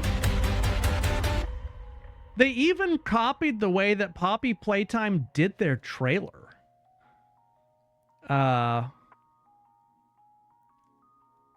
They like really copied the way Poppy Playtime did their trailer. Joyville, we played, and I think there were 4 total puzzles in the entire game. If I remember right, we played this and it was like 3. Like in truth, there were 3 puzzles, but really there were 4, but one of them didn't even count. And one of them was the stupid fucking rainbow puzzle that I spent like I think an hour and a half on, because I just couldn't figure out what they were trying to get me to realize. And yeah, the game just ended. Like you open a door in the sewer and then suddenly the game is over. Did they ever update it past? Because they said they were, was it episodic or was it just...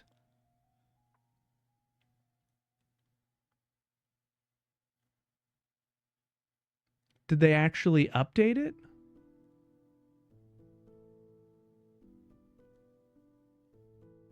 I don't know. It is awful. I'm pretty sure I refunded it, actually.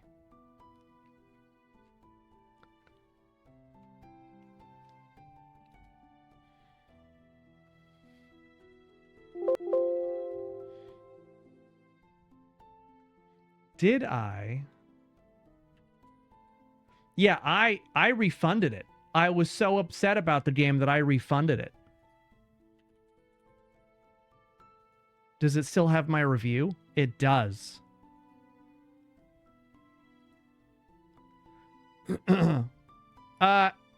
Yeah. Yeah, you could beat that in like 30 minutes or less of gameplay. 4 puzzles and 1.5 chases. That was the whole game. Yeah. It was not good. I felt lied to. Yeah, that was the one where they were like, oh, JK, this is just episode 1. And they still haven't updated that page to say any of that shit. That was an Alt F4 fixed it game. It still doesn't say that that's episode 1, does it? No, it doesn't.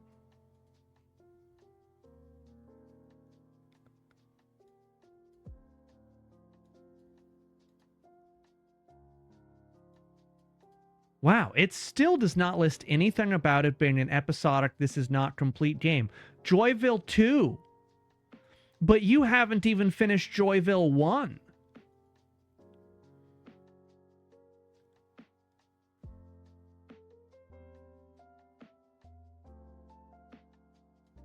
Why are you doing this? Huh. Well, anyway. You can't have any Joyville 2 if you don't finish your Joyville 1. Wait, what were we looking at? Midnight Monitor. Midnight Monitor, Aldercourt. Was it Aldercourt? No, it was Anomaly Watch. Anomaly Watch. Which one was this? I recognize the bath. This was the one that was really hard. Yeah, this was the one that was really hard.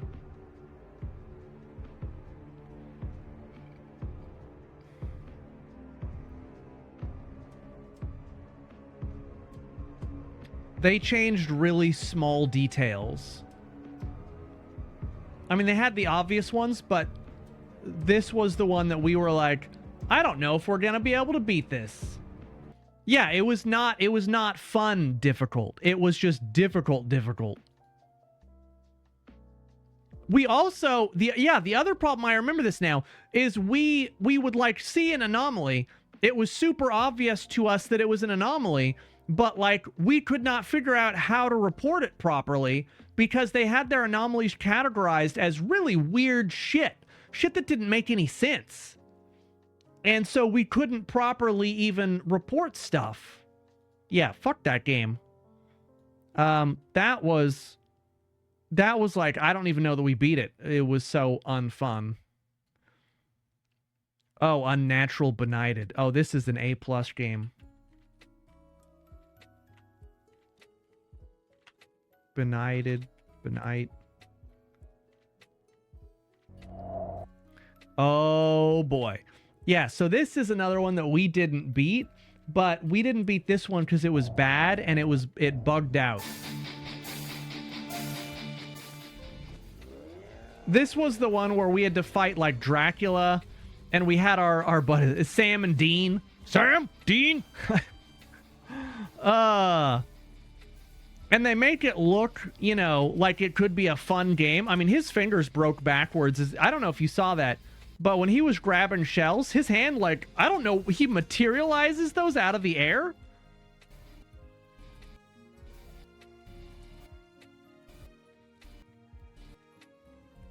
Yeah, so the shell right there is not anywhere near his hand. I'm not sure what his fingers are doing. Hold on. Where's he? Yeah, he just pulled that one out of fucking thin air. That was awesome. And then it doesn't attach to his hand in any way, shape, or form. That one wasn't even remotely close.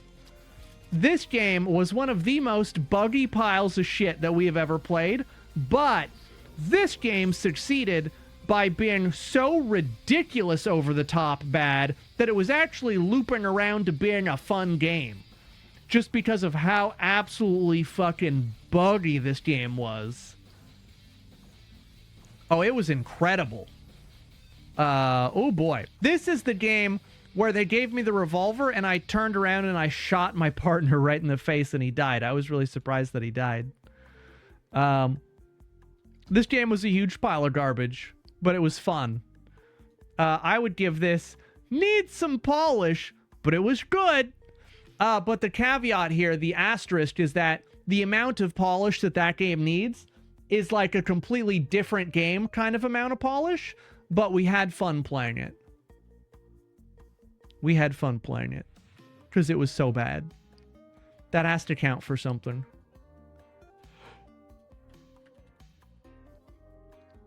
Bigfoot. I played this with Gary, Sino, and Dan, I believe. In Bigfoot, you have to investigate, collect equipment, build stuff, and then try and kill Bigfoot.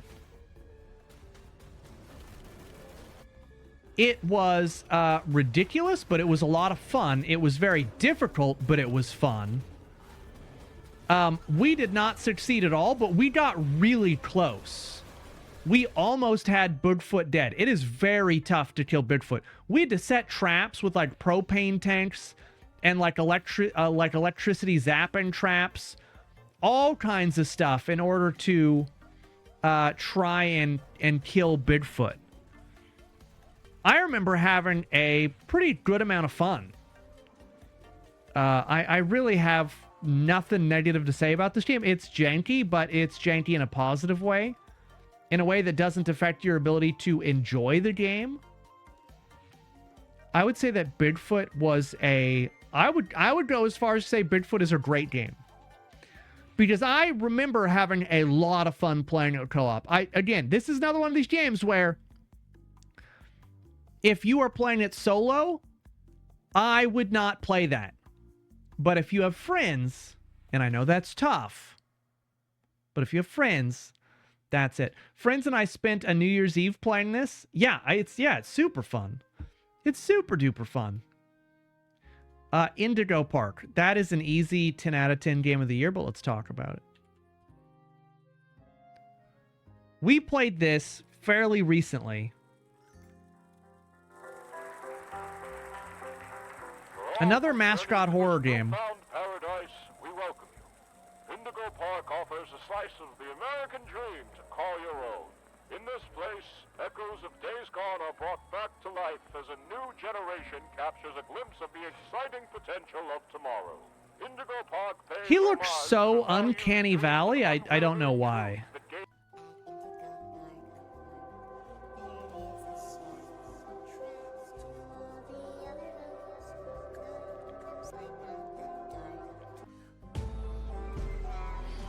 So, Indigo Park was such a good experience.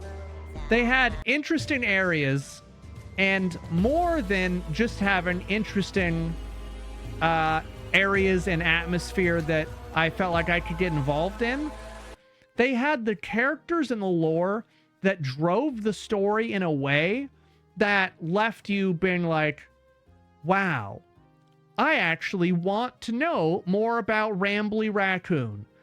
I want to know more about like what happened here. What, why did all this happen? What was it that caused it?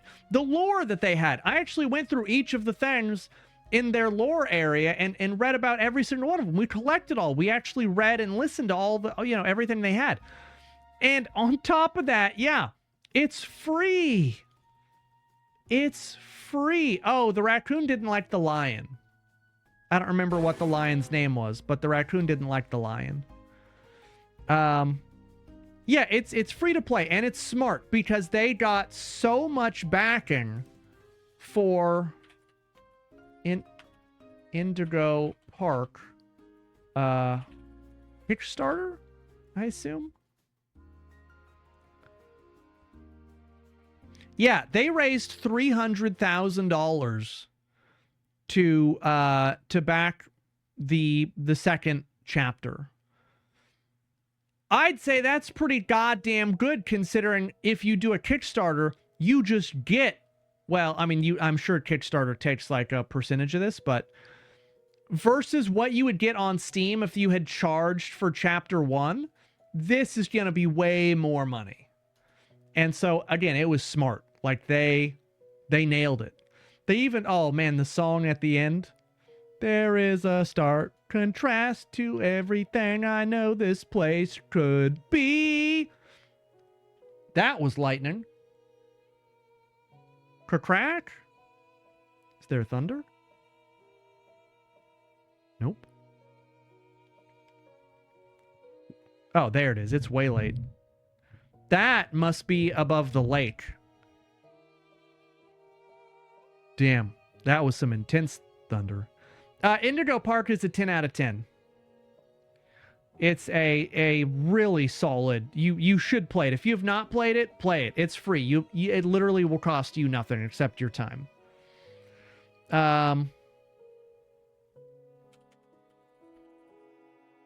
Dead End Road, which you can buy for 75 cents right now. We tried going back and playing this recently, but I forgot how difficult the driving is. In Dead End Road, you have to drive a car, and that's most of the game. In fact, that's pretty much all of the game, besides making a few pit stops. You just have to drive a car, and you have to avoid the trillion issues that happen on the road. And the problem is you can only see stuff as it gets, like, right in front of you. And it is a roguelite, because if you get hit by something bad enough, you have to start your entire run over again. And that doesn't work for me, because it's just so frustrating to die to a head-on collision when the driving is hard to pilot, and etc., etc. But I can recognize, and this is the important part, I can recognize that this is a great game. It is just not a game for me. I can't deal with that level of needing to be patient and slow going, because it is so punishing if you don't. And I fully agree with the very positive ratings. It's just not a game for me, and that's okay. I can recognize that. Dead End Road is a great game. I know that a lot of people really like Dead End Road. I don't think it needs polish. I think it is... I think it's honestly well put together, and it's such a unique idea, which is why I feel like I'm fairly comfy in giving it a higher score, because there's no other game like that. Horror Globes. Oh, by the way, I have secretly started work on the first new YouTube video that I will have made in more than a year. I started work yesterday on collecting a bunch of stuff, and so I may have a viable new video by the end of the weekend, depending on how much time I can spend doing it. It's something simple, but I was watching some of my own videos the other day and was like, wow, I haven't done, that in a minute. Horror Globes. This was the one that takes place in a very small area of land with a house on the top of it that you just kind of get random jump scares, but there's something moving around outside. There's like a monster outside that continually like patrols, and you have to just stop moving, I believe, or else it will kill you.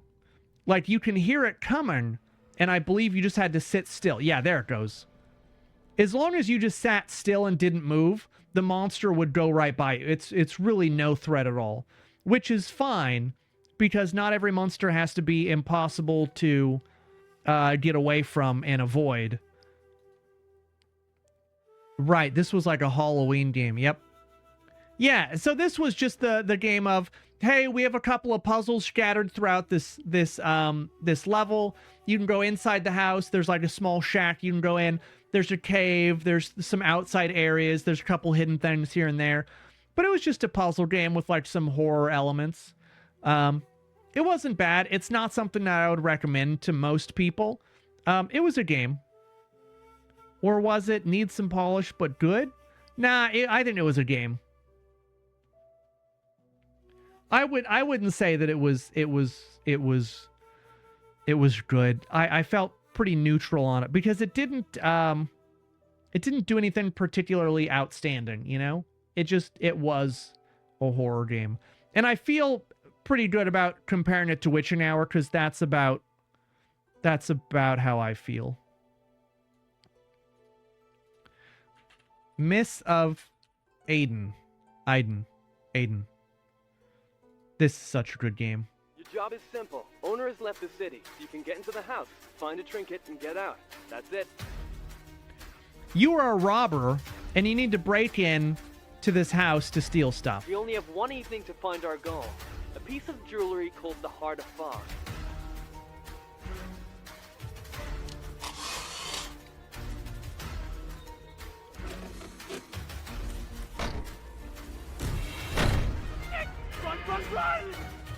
So the entire game, you have a guy on your phone talking to you, kind of giving you bits of story and explanation on what's going on. It has I want to say like 4 distinct like scenarios or 4 distinct stories, whatever. Yeah, maybe it is 4. There's 4 photos. There's the mannequin, there's the torture dungeon. There's the mannequin, the torture dungeon.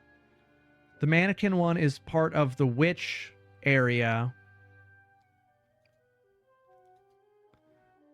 There's the animal, the animals in cages one, which is this. And this is the torture dungeon. This is the animals in cages. This is the witch, but I think the witch was part of the mannequin one. And I don't remember the other story.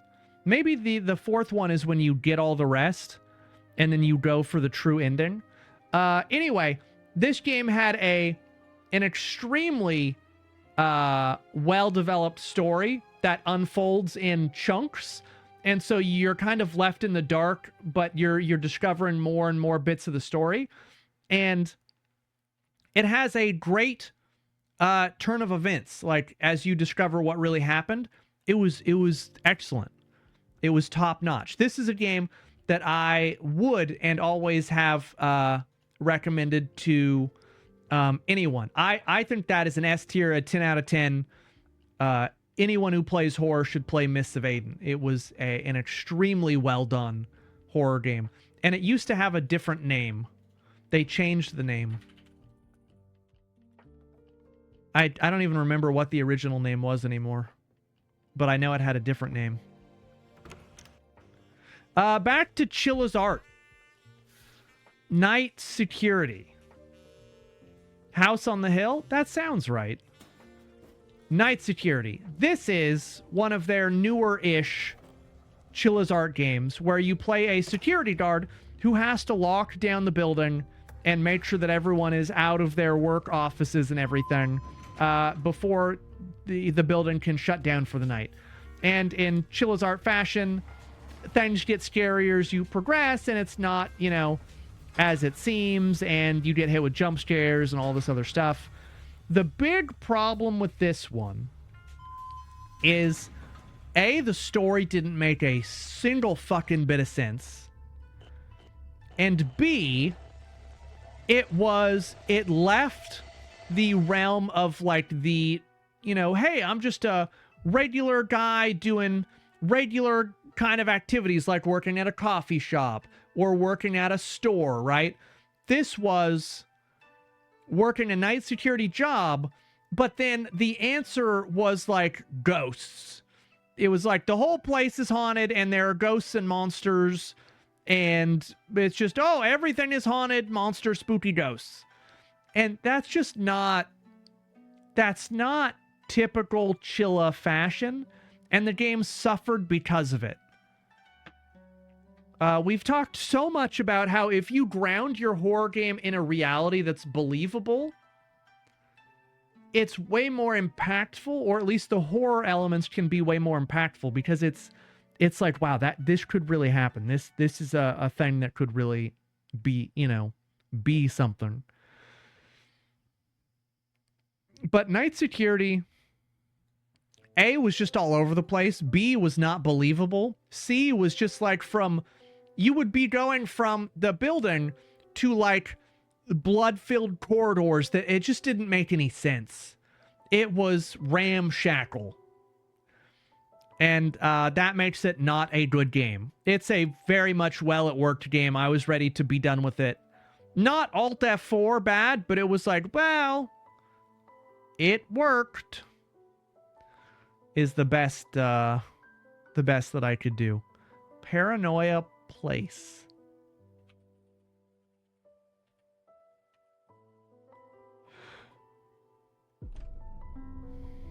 Paranoia Place? Is this the one I played with Daniel, Dad Srirachi? It is. I remember this.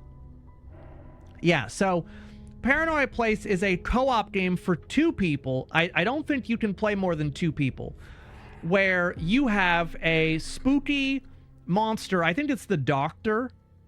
Or maybe it's the monster. I thought it was the doctor model. But you have to solve puzzles around a mental institution facility. And one person can die, and the other player can revive you. But if both people die, it's over. And you have to start entirely from the beginning. And so you just need to be careful and, like, lure the monster to the various floors by making noise so your partner could do something in the opposite kind of area. It was actually well done, and I had a lot of fun playing it. It was, the puzzles were well made. The difficulty, I think, was right in the slot, like where you want it. It wasn't too easy, wasn't too terribly difficult. We did die a lot, but we were able to revive each other constantly. As long as, if Dan would say, like, oh, I just died, I would say, okay, I have to play really carefully now. I will get over to where you died. I'll revive you. And so you just had to be a little sneaky, make some noises in some areas, and then, you know, draw the monster to those places while you hid. And yeah, this game was good. Yes, it was just 2-up, 2-player co-op, 2-up. I would say Paranoia Place definitely could use a coat of polish, but it was a good game. Constantly is a good word for how often you were reviving. Yeah. And that goes to show, that honestly goes to show how good, I want to even promote it to great. Because we did die a lot, and it didn't deter me from wanting to finish it because we were having fun.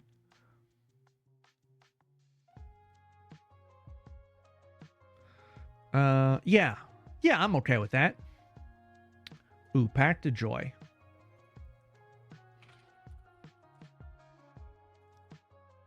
Pact of Joy. Excellent. This was a game set in the future where you are a repair technician and you arrive on a facility. You arrive at a facility where something has obviously gone very wrong. And it's up to you to kind of put the pieces of the puzzle together so you can figure out why everyone is missing on the station and why it seems like everyone has been turned into a robot. It is really cool. We had a ton of fun playing this game. It was well balanced. It was spooky where it needed to be. And some of the scares were really fucking solid, especially when you turn on the radio and you hear the clomp, clomp, clomp. Key, you haven't played any... Hey, I'm just glad that anyone was enjoying doing a tier list at all, because this is so different than our regular type of content. The fact that you guys have been enjoying this is great, because it gives me a break from trying to put together lists of new horror games to play, and we could, you know, do something that that is different and neat.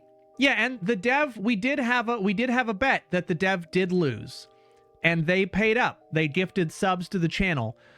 So the dev for Just Sauce stops by. Actually, I feel like I haven't seen them in a minute. The Wormtown dev comes by still all the time, but I feel like I haven't seen the Just Sauce. It's a husband and wife, if I recall. And I don't feel like I have seen him in a minute. I hope they're doing okay. Has he been around? Okay, maybe I just haven't... Maybe my memory's just not what it used to be. But anyway, yeah, so the dev had a bet with me before this game came out that I told him I could break his game. That I could guarantee that I would find a way to break his game. And if I could do that, then he would... I don't think we said, like, oh, 20 subs or whatever. I think it was just like, if you break the game, I'll gift you a sub or something. I think he gifted 5 subs. Anyway, I broke his game in like 10 minutes from when we started playing it. There was an area where I realized that you could get on the hand railing of a staircase, and once you got on the hand railing, you could walk up the handrail and then you could go over the rail because there was a pillar. So you could go over the rail at the top of it. And by doing so, you fell into an area that you could not escape from. And so in doing so, I bricked the game. I soft locked it, is what you would call it. And so he was like, you did it. I can't believe that you managed to get into that corner. Like, yeah, you're going to have to restart now because there's nothing. And he patched it. He patched it like that day. I also broke his game. Oh, that's fucking funny, Marvelous. And I should call it sauce locked. That's funny. I also broke his game when you have to run away from the monster because there was a couple of settings in the game that I had on, like video settings, that for some reason caused my player, the player you play as, to run slower than intended.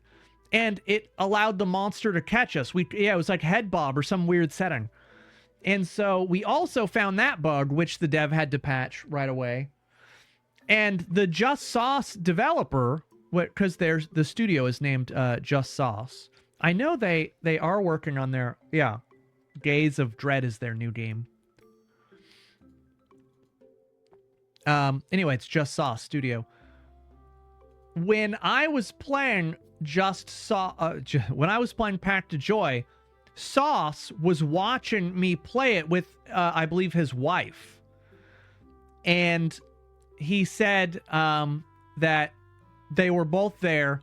Every time I would start to find a way to get onto a piece of furniture or a hand railing or a statue or a chair, he said that every time I got on something that I shouldn't have been on, he said both him and his wife just started sweating bullets. And I think he even said that she was sometimes shouting at the screen like, "Why are you playing like this?" Something like that. But I was making him sweat. And sure enough, I did manage to break it. I managed to break it real fucking bad towards the end of the game. That was way worse. Because at the end of Pt2, you take a teleporter to a different area, and I got stuck, I think 3 different times I bricked my game. I sauce locked it. One, though, was really bad, because it was Pt2, right? Where you go into the caves at the end of it? Yeah. Yeah, you go into a different area, like an alien planet, and you're supposed to what you're supposed to do is just walk through a series of caves. And then the caves open up into a big courtyard, and there's a guy positioned like right in the middle in front of you that you're just supposed to walk up and talk to. But me, being me, the way that I play games, I said, fuck that. I'm going around the outside. And I walked all the way around the outside to see like what was there. And then I ended up teleporting into the next area after that. But because I had not spoken to the man in the previous section, I sauce locked my game again. And I couldn't progress because the quest had broken because I didn't trigger the conversation. And he was like, "Who plays like this? Who does this? Why didn't you talk to them?" And I'm like, listen, man, that's on you. People are going to play your game the way that they're going to play. It just happened to... My bad. I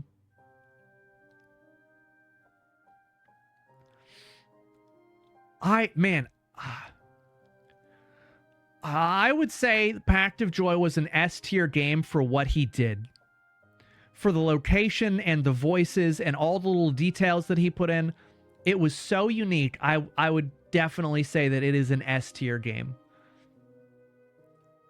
And he has a few more that I think will be on this list.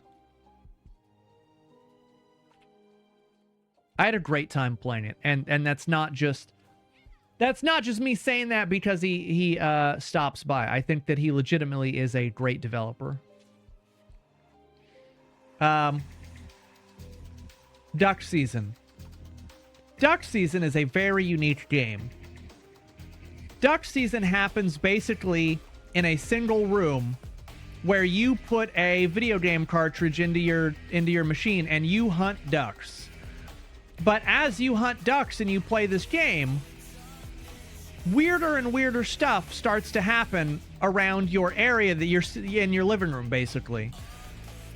Duck Season also has like 8 or 10 endings, something crazy.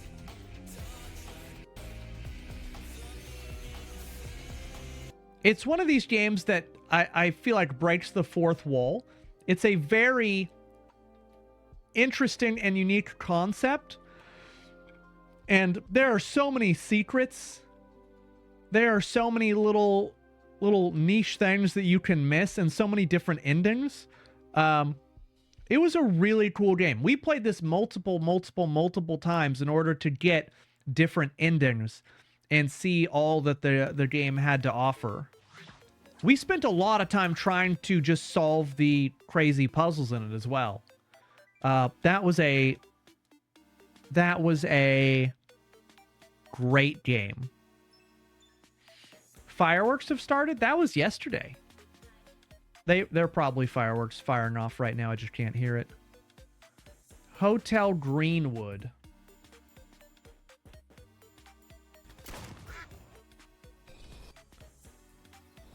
I can't tell if it's a fireworks or the thunder that's happening.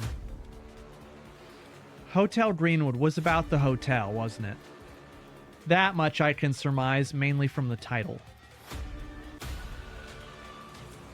Right, you had to go into each of the different rooms and solve puzzles. You had to solve different puzzles in each of the different rooms, and then you would end up going back to the hotel, and you would have like a new key to open a new floor or a new door. Yeah. This was like run-of-the-mill, very standard indie horror game. I wouldn't even say that it was particularly good. It was a game. It's like right there with Witching Hour, right? Where it is an indie horror game. You're going to have jump scares. It's going to have a setting, story, maybe, if you're lucky. Like, it's a game.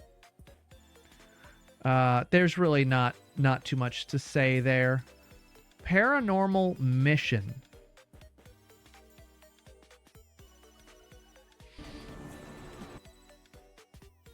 Paranormal Mission?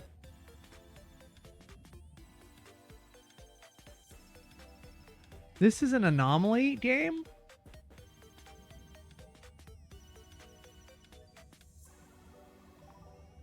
I don't remember this at all. I don't even recognize...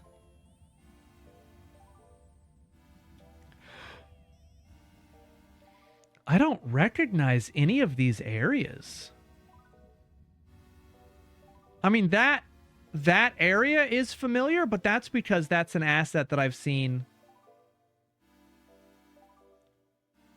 That doesn't look familiar. That does not look familiar. That doesn't look familiar. That poster looks familiar. None of this looks familiar to me.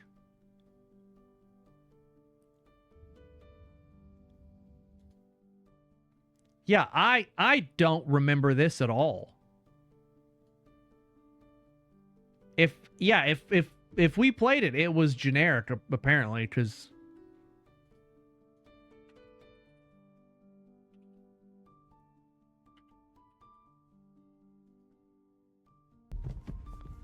hold on. A girl's Witchroidvania, a magical girl's fantastical, sexy wait, hold on. Sexy anime girls for Super Minesweeper. Okay. You guys gotta give me a second. What? Sexy anime girls for Super Minesweeper attack. Yep, that's a porn game. And this other one is Witchroidvania, a magical girl's fantastical adventures. Oh, this is actually not a porn game. It's just a Metroidvania game. All right. So add it to the tier list. Sorry, no, it is a Minesweeper game. It is a porn game. That's not on the tier list. I needed to know. I needed to know what kind of game that was. It was ridiculous. A Girl's Fabric Face. This is one of the games by Stanislaw Trukowski. You are a reporter, or you're investigating something, and you have to stay in this house night after night after night, and you set up a camera in order to record spooky happenings, basically. And it actually, it really focuses around that safe, at least the first part of the game. And so, in very Stanislaw Trukowski fashion, you have to, go to the basement and then solve a puzzle in the basement, then go upstairs, and then you got access to a new thing upstairs, and then you can do this, that, or the other thing. And,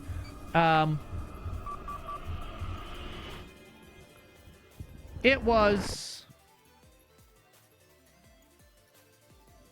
a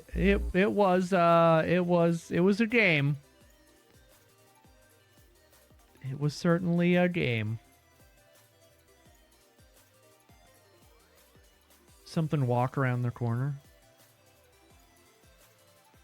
Or like walk by, or no, okay. We played this quite a long time ago, and this just goes along with other games like Welcome to Scary or Inside Scary, whatever that game was called. It's fairly forgettable. It doesn't really do anything that you're going to be like, wow, that was so incredible. It's just generic horror, 101. A Girl's Fabric Face. September 7th. Oh boy. Yeah, had a good scare or two. September 7th.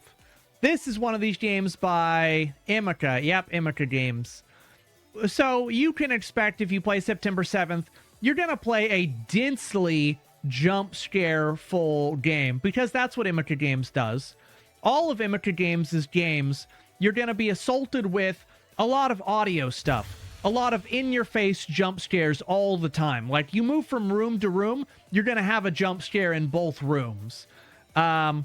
This is really a walking simulator for the apartment, is what it comes down to. Is you get a weird gift that's a doll, and then scary stuff starts happening around your apartment. There's not even a game here, to be honest. It's just a tech demo for how to put jump scares in a tiny apartment. There's nothing here. There's no game here. It has nothing of substance. It had some scares, but wasn't too much. Yeah, there was a minor story. Yeah, it's like, well, it worked, I guess. I definitely can't say that it was even needs some polish, but good, because it was not. We played it and we were like, oh, okay, neat. It's like Step Kayla. Kaylee, what do you do in your free time? Oh, I mod for a Twitch streamer. Cool, what's their username? Actually, I do nothing in my spare time. Seeing things. What is Seeing Things? Is a surveillance horror game? Oh, wait. That Jack in the Box is familiar. This trailer is god-awful.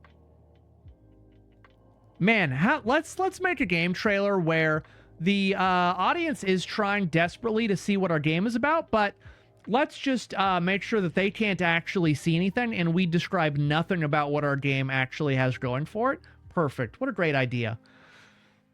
Oh, this was where I was waiting for the naked statue with the... Oh, yeah, right. The lady with her titties out. Yeah, I remember that now. I don't necessarily remember that. Oh, yeah, it had the spider. This is the museum that had the spider that jumped at the camera. That I was watching the statue in the back, yeah, but it was for the game because I knew it was gonna change. Yes, I recall this being pretty good, a pretty good anomaly game. You guys came in clutch, noticing some really small stuff. Right, yeah, and the Anubis statue would change, and there was like an up arrow over here, and they put some silly hieroglyphs over there. Yeah, this one was good. This one was good. Oh, right, because all we had was a demo. It's not actually out yet. Yeah, that was good. In fact, I would go as far as to say that I think that was a great game because we were really into it, and I know that it ended up on my want list. Well, welcome to Kowloon. Oh boy. What developer is this? Oh, it's a billion different developers. Welcome to Kowloon. Okay. This is like an Unreal Engine 5 demo where they were like, let's make the most realistic looking game that we possibly can in the category of like was it body cam horror, I believe? And so it's set in a tiny little town or loose confederacy of buildings called Kowloon. And you basically just have to walk around and trigger scares. That's all it really is. I think maybe it had a single puzzle. They also had a billion bottles of soy sauce all over this compound. Every storage room had a bunch of bottles of soy sauce. Right, and you had a little flashlight that was, it was the body cam style. To this game's credit, it had a scare that ruined me because I was not at all prepared for how intense it was. But that was really all it had. That was really the only thing that it had. Was just one absolutely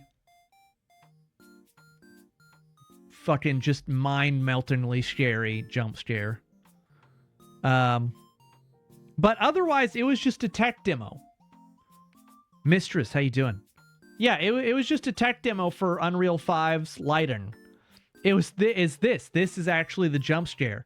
Is she standing there and then you get closer and suddenly she zoom like right up to you and it's very loud and very startling. Anyway. Yeah, it looks really good. It's very yeah, it's Haunted House Sim. Welcome to Kowloon is like it's like there's not even a story. It's a game. Freak Out. Freak Out? Oh, this was the 4-player, yep. Where it had the courtyard outside that you could actually go into the courtyard. Yeah. This game was a pile of shit if I recall correctly.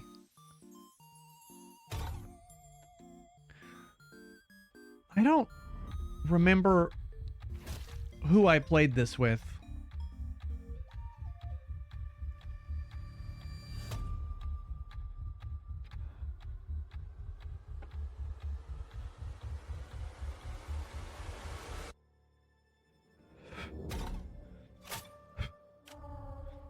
Yeah, it was kind of like...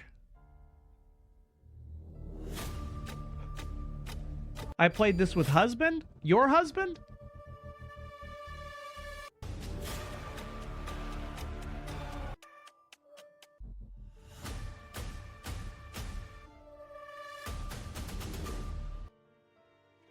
Yeah, I know that it's recalled.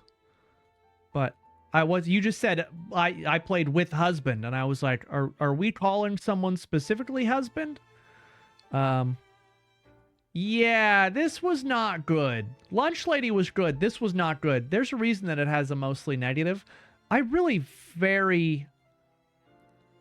I remember very little, but I think we quit. I think we quit. We did not beat it because we were kind of frustrated, if I recall correctly. The Director's Disorder. This is another Just Sauce game. Just need to wait for things to cool down so I can go home again. Ace. Hey, buddy. Yeah, this was the guy and his dog staying in the cabin, and then bad things start to happen, and we realize that there are cameras all around the cabin. There are cameras recording everything that we were doing. And the guy that is recording, he has us do things like committing a crime, and we have to like cut ourselves, I think, or injure ourselves somehow. And if you try to leave the premises, you get instantly stabbed by a teleporting guy with a knife, which made me kind of sad. But I do remember this being good and pretty spooky. I think the dog lived. I think the dog ended up living, at least. The Director's Disorder, I feel like I remember him saying that it was a test to see if he could do something like that. And so, that being that, it's not finished. It's like a tester game to see, he wanted feedback on it and to see what people thought about it. And I do think it needs polish, but it was good. I think his game Pact of Joy was an S tier game. I thought Director's Disorder was good. I don't know that I would say it was great because it was very short too. You know, it was just like a little, well, he calls it a pilot, so it's a pilot. Alcarai? Alcarai. We played this? Red House Studios.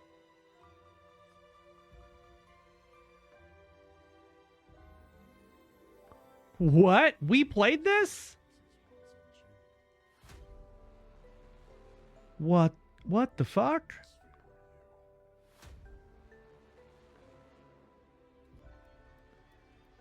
I do not remember any of this.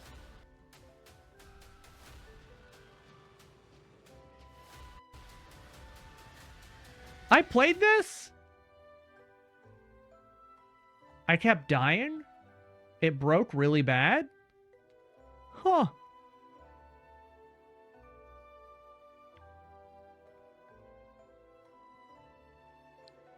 This maybe looks familiar. Did I play this with Sinnoh? Oh, did I play this with Sinnoh and Gary?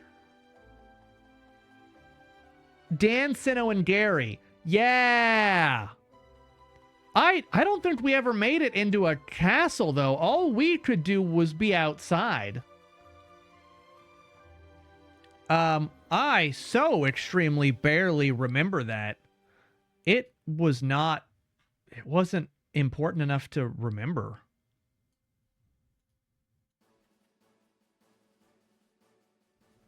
Abandoned Souls. This is just Tom Cook.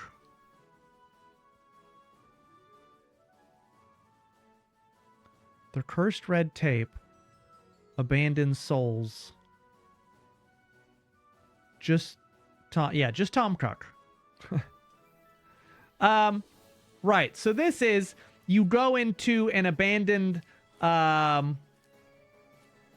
asylum or a hospital, something like that, and it's body cam style, so you just walk around. It's just jump scare simulator, and you end up being in like a factory, if I recall. You go from here to a big ass open factory place, I think. This is like, again, it's like a technical demo for body cam horror in Unreal Engine. There was nothing stand out about it. It was a game. But we did beat it.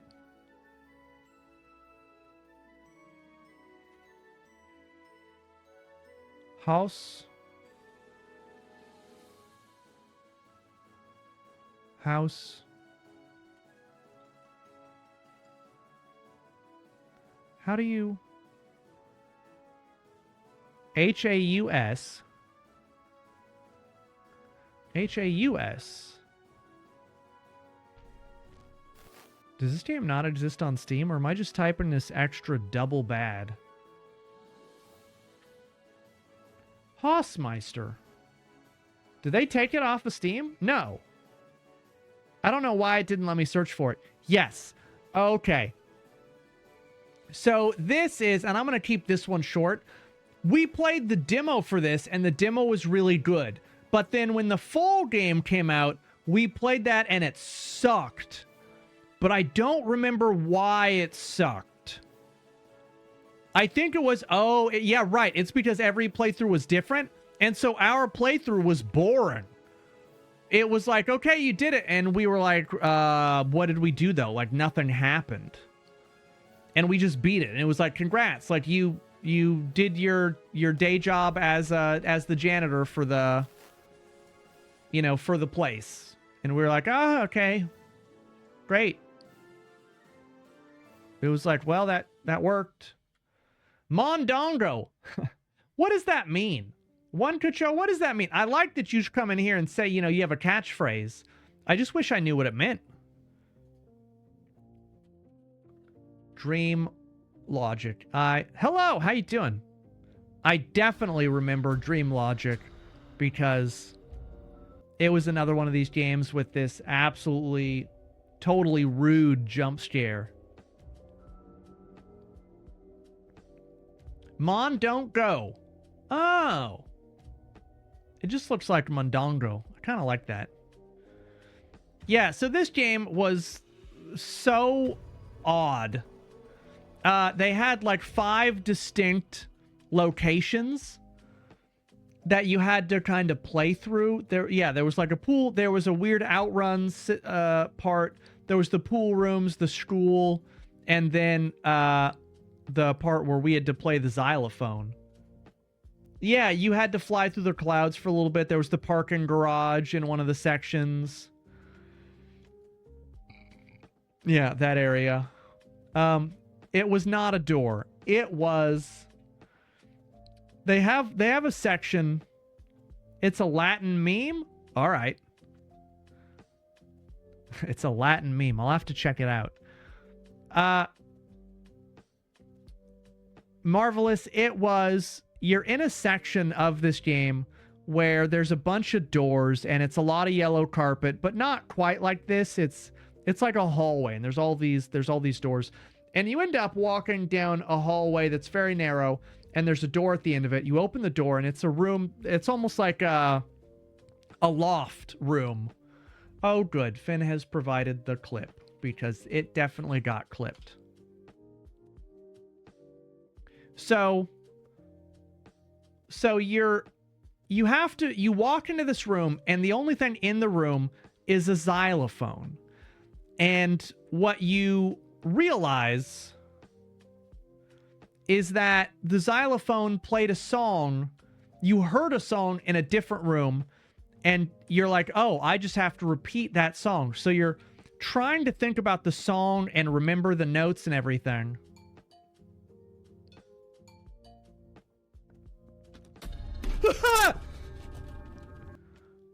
So what happens is you walk down that corridor and you hear a song. So you're trying to think about the song and keep it in your head.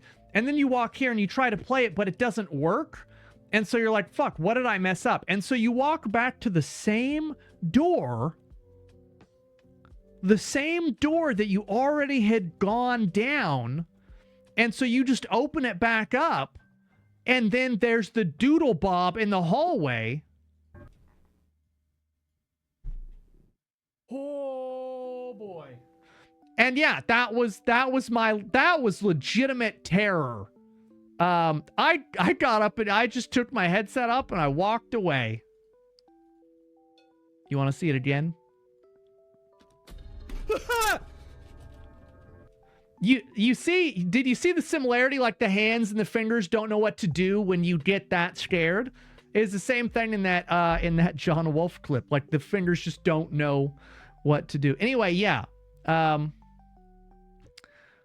Yeah, it was just a well done scare because the player's so focused on that song, you're not thinking that you're playing a horror game. And they got me.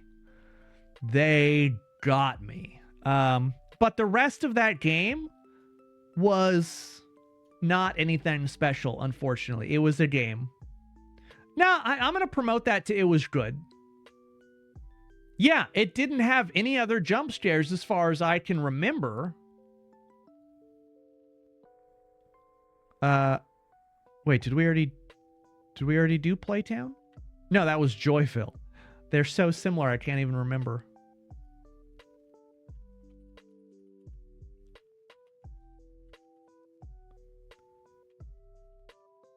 Playtown? Did they remove this?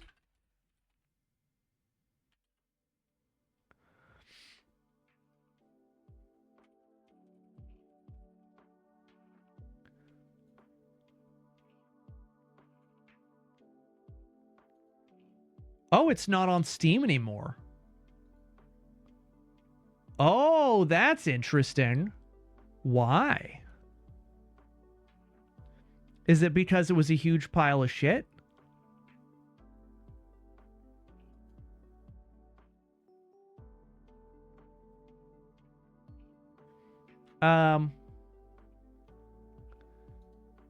Yeah, we did this. We played the whole thing. We beat it. These pipes, you had to figure out where the monster was so you could walk by. Right, it had that central area. You had, yeah, the jumpy puzzle. Yeah, this game sucked. This game was awful. I'm sure they removed it because it had something to do with it being awful.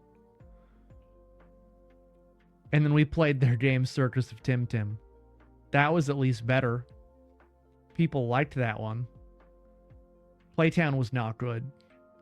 I would say an Alt F4 fixed it. I wouldn't even put it well, it worked. It was frustrating during different sections, just kind of miserable in others. That which gave chase. This is the sled dog, yeah. That which gave chase is a really weird game. A game where every scene was disconnected from each subsequent one and each preceding one. Well, that kind of goes without saying, I guess. And so you got a very disjointed story with an unreliable narrator, so you weren't really sure what was ever going on because of how much you jumped around. But there was like an overarching story about people went down here to explore and they got lost or they got trapped here by the spirits. And I believe they were saying like the only way that one of the spirits could leave is if they killed someone to take their place kind of deal. It was very weird. It was very, very weird. And it wouldn't be a game that I could recommend to people because it was just so strange. I think that was the big problem with it. Project 13. Oh, this is the one that we couldn't play. It had too much bob, like sway and bob. We couldn't play it. We had to quit. Which actually means that it was an Alt F4 fixed it because it sucked. Because they didn't have controls for actually changing their shitty graphics.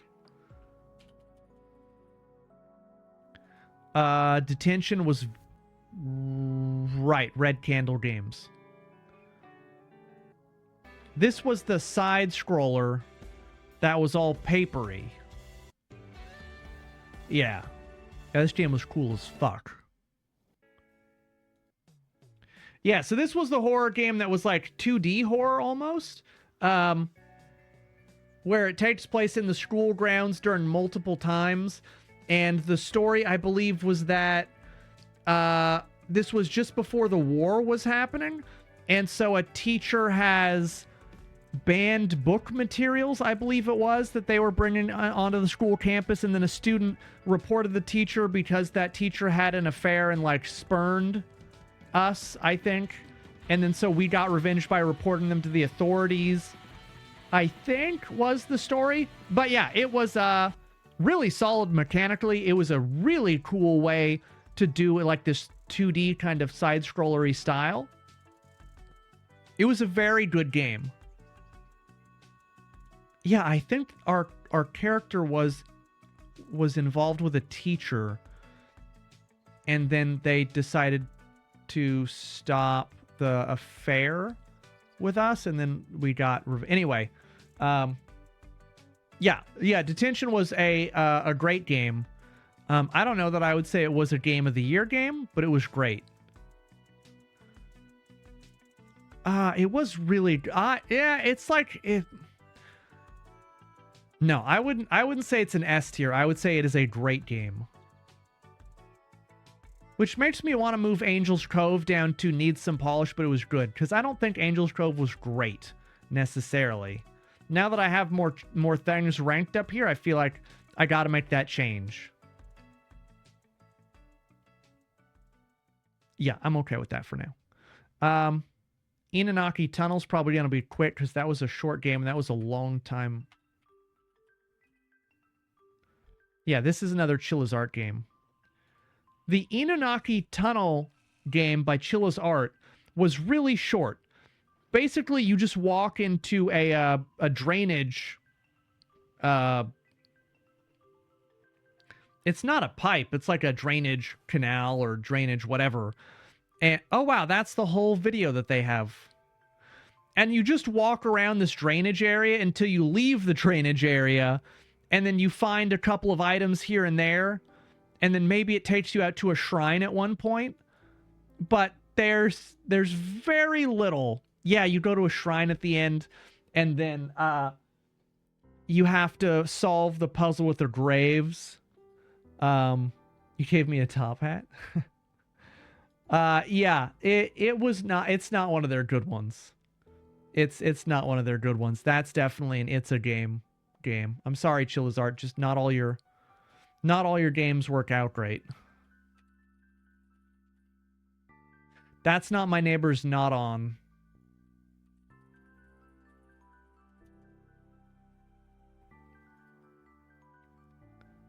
Oh no, I don't want to play it. Oh, it's just... No, I just wanted really screenshots. Okay, so It's Not My Neighbor is the game where people are going to try to walk through your guard booth. Like you are in the bottom floor of an apartment building and you're the doorman. And you have to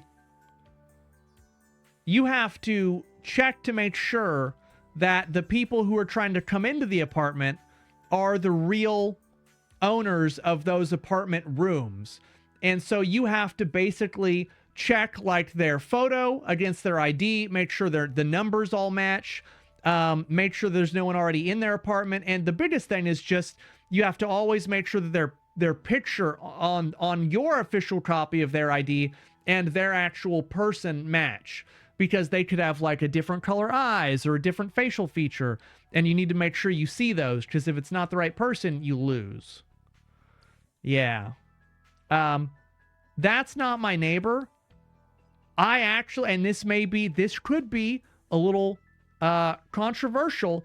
I think that is a Game of the Year game. That game is so fucking good. We played it all stream once. They updated it. We played it all stream again. And I would still be able to go back and play a ton more of that. Ghost, how you doing? Thanks for sending those screenshots over to me, by the way. Yeah, they updated it for Nightmare Mode, and it's a lot harder. It's a lot harder. We went back. I immediately remember. This is the space station game where you have an astronaut suit and you walk around Yeah, you walk around this space station that you're on, and then things just get progressively worse the more loops that you do. And I don't remember what the story... It may involve time travel, like you're going back in time, or sometimes you could go forward in time. But I thought this game was really cool. It's also free. It was a well-done short game experience.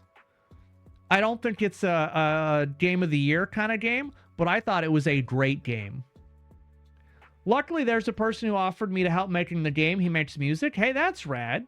Yeah, I think that'll help a lot. Hopefully, it's like a really subtle soundtrack. Loch Ness. Oh, this was that huge pile of shit game, wasn't it? Yeah, I immediately remember this. Free is, in fact, a small price to pay for a video game, Pseudo. You right. Loch Ness. In fairness, we played this right when it came out. We played this in early access like the day or the week that it had come out. And the whole idea of this game was you were supposed to go out on the boat, and then you use your various tools to get a photo, or you capture the Loch Ness Monster. I'm not sure what it was, because we could never do it because the game was too broken and buggy.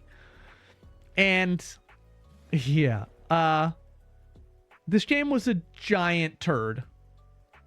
It was a giant turd of a game. That's why it has mostly negative reviews. I bet it still doesn't work.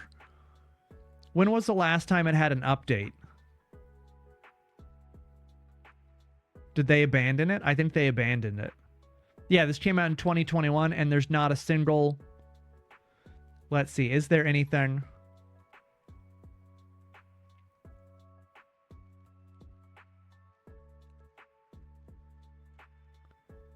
Oh, yeah, so they abandoned it. Did they do anything else? The Great Smog. Coming soon? Hold on, they have another game that is co-op horror. It's coming soon, and they've completely abandoned their other game.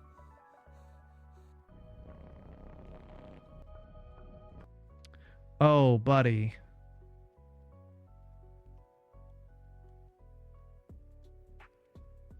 Oh, no one has said anything about them abandoning their other game.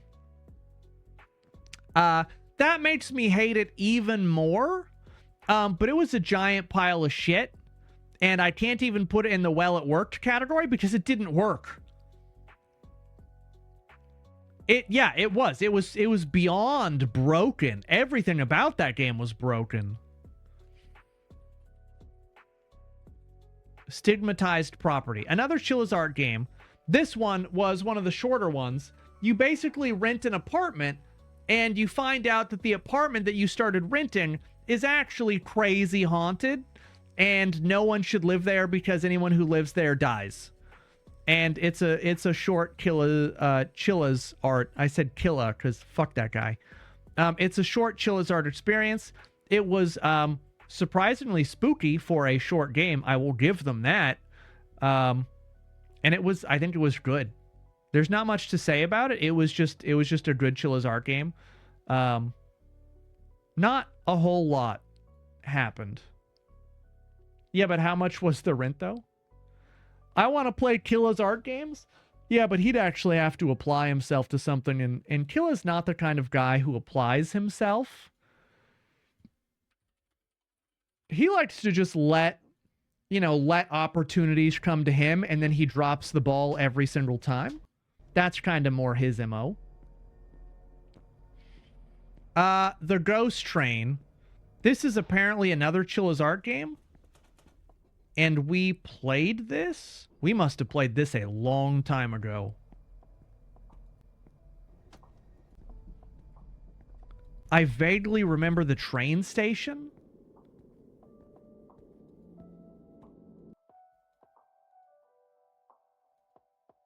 Yeah, I vaguely remember the train station, but that's about it. I guess it couldn't have been that good because I don't remember it. See, you're talking about Killa, but I feel like you're calling me out.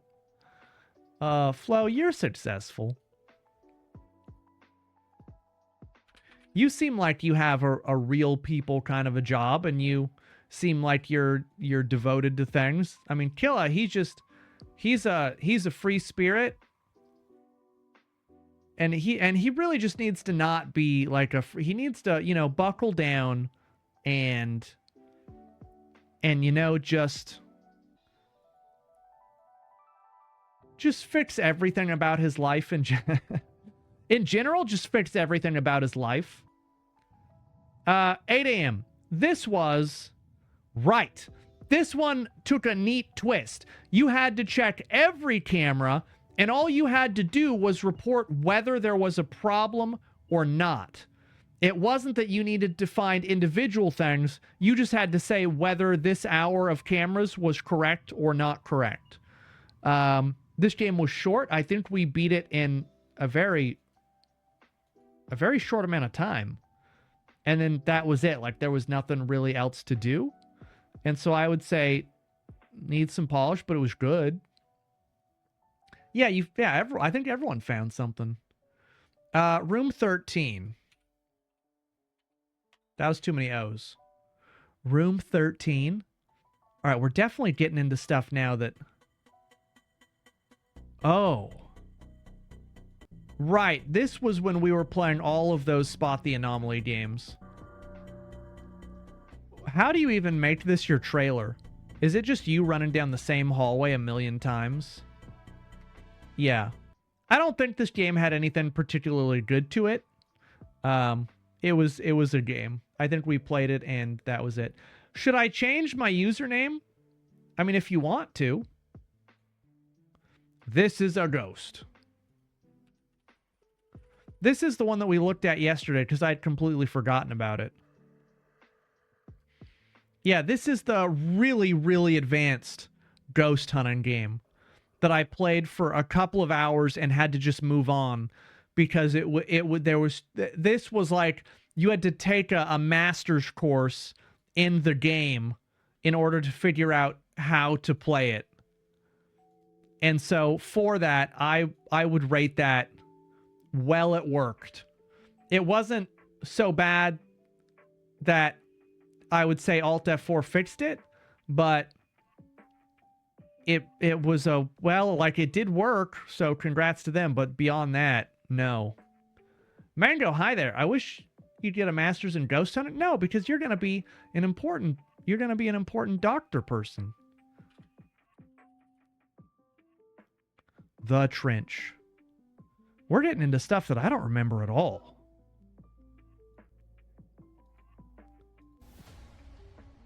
Oh. Is this the one where you have to go out on foot? No, this is just the one that the sharks. It was just the sharks or the jump scare and that's it. Oh God, this game was really bad. I'm so sorry to this developer, but this game was not good at all. I was really excited to play this. I remember that. It was like, oh my God, there's a game that takes place on a submarine. That's so cool because you had to activate the arms, you had to grab stuff and manipulate like a couple of things. And then it ended up being not at all good. It's a well-it-worked game. Don't Scream. This is one of those quiet games, isn't it? Don't Scream. Yeah, this is where you just had to walk around collecting. No, this is where you just had to survive a certain number of hours. Yeah, so this was the clock, I believe, would run as your character moved. But if you stopped moving, the clock would no longer run. So you had to move. And you just had to survive in the game for like 18 minutes. You had to survive in the game for like 18 minutes in order to progress. It was very simple. It had very little going on other than, hey, don't scream. We beat it in our first try. It was it worked. Silent Breath was the other one, right? Silent Breath was the one where you had to collect the pages. Yeah.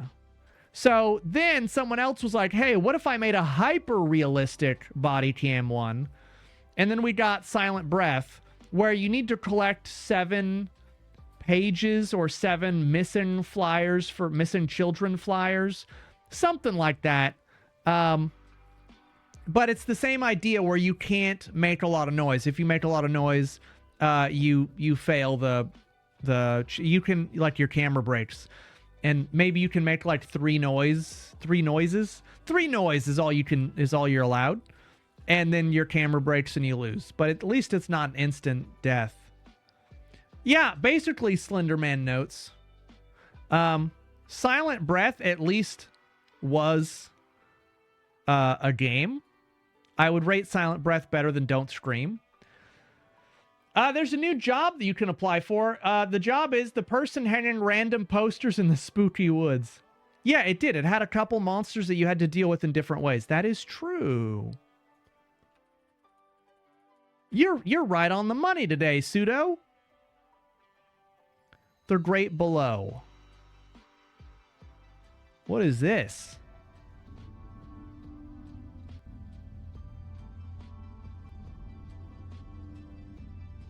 Oh, this is this fucking game where we had to walk around in the dark. Yeah, you had to navigate. Oh my God, it was not. Yeah, The Great Below. I'm trying to move faster through some of these because we got to get through them. The Great Below was not good. I think we quit The Great Below because it wasn't a great experience.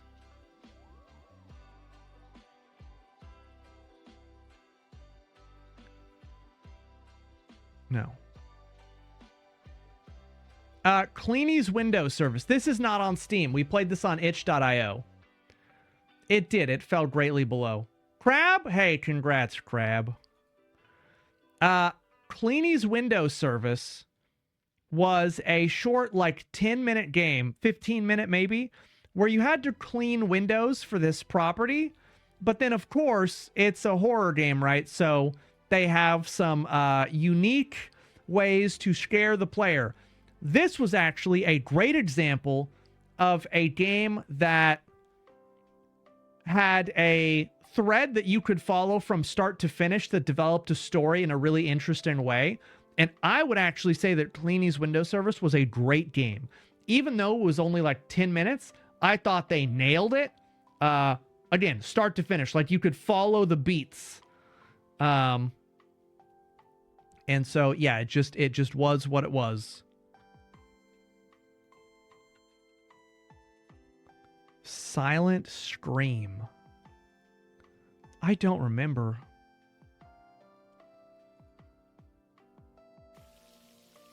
You'd always be there in the corner of this tiny little bar. Oh, this is the Cthulhu. Yeah. This was the Cthulhu game where you had to make food for people, but also sacrifice them to Cthulhu in the same restaurant. This is where I was carrying a body with me. And then one of the other patrons was like, hey, you're carrying a body. And I was like, oh, you better come get me. There's nothing I can do. And then I lured them into that room, and then I hit them with a baseball bat and fed them to Cthulhu. We didn't play much of that in reality. It was a very, like, well, it worked, and there was no real drive to actually play further. But it was... Did I break that one? That sounds like me. Toy Town? Toytopia.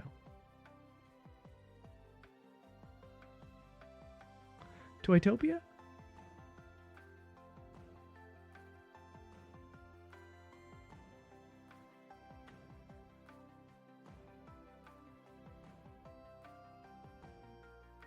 Visit the store page. Did this also get no longer available on Steam?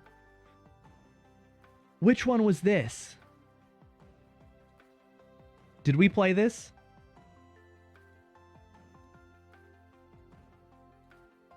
Did we play this?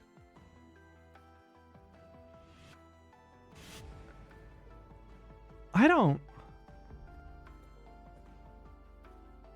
We did play this? Oh, this is the bullshit one with the bear. Where I was in... Oh, shit. Yeah, this is the one where it had the bear with the fucking...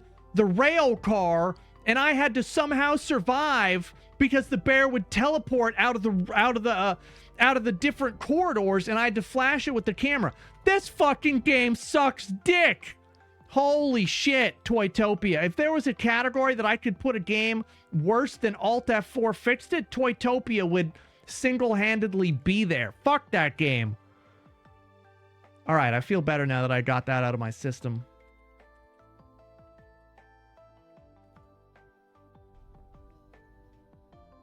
Yeah, if their games are gone, they probably did get into some deep shit. Oh, this we played a very short time. Yeah, so there's not a whole lot to say about this. We played the demo for this and never came back to it because it was miserable. Basically, you man like a cabin in the middle of the woods, and you have to constantly monitor a billion different cameras on different floors for an impending ghost attack. Then you need to go hit a light switch to turn on a light in the direction that they're coming in from. Plus, you have to solve puzzles and keep your gear running smoothly. This game also fucking sucked, and we quit it. Yeah, it was just pointless and dumb. This dumb is stupid. Oh, sorry, it's just buried. This was when we were in the coffin, right? Yeah, off. Yeah, off. This was, I think we beat this in 15 minutes. And there were only like 3 or 4 puzzles in the entire game. But I do think they executed on this well. The scares were well done, and the idea was good. Yeah, and that fucking arm grabbing you, I could do without that. In a big way, I could do without any of that shit. What else did Oth do? Right, confabulation. Yep. Yeah, this was short and sweet. It was a good 15 minutes. I would say even it was a great 15 minutes. Because people who have issues with confined spaces are not even going to be able to play that fucking game. Stay Still 2. There's a Stay Still 1.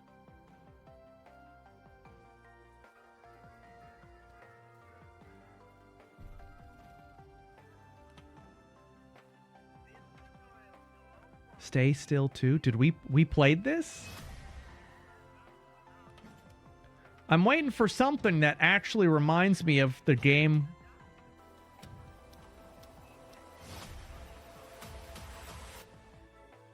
Are you sure we played? I mean, Finn is always sure. I don't remember a single bit of this. Are you sure maybe it wasn't just Stay Still 1?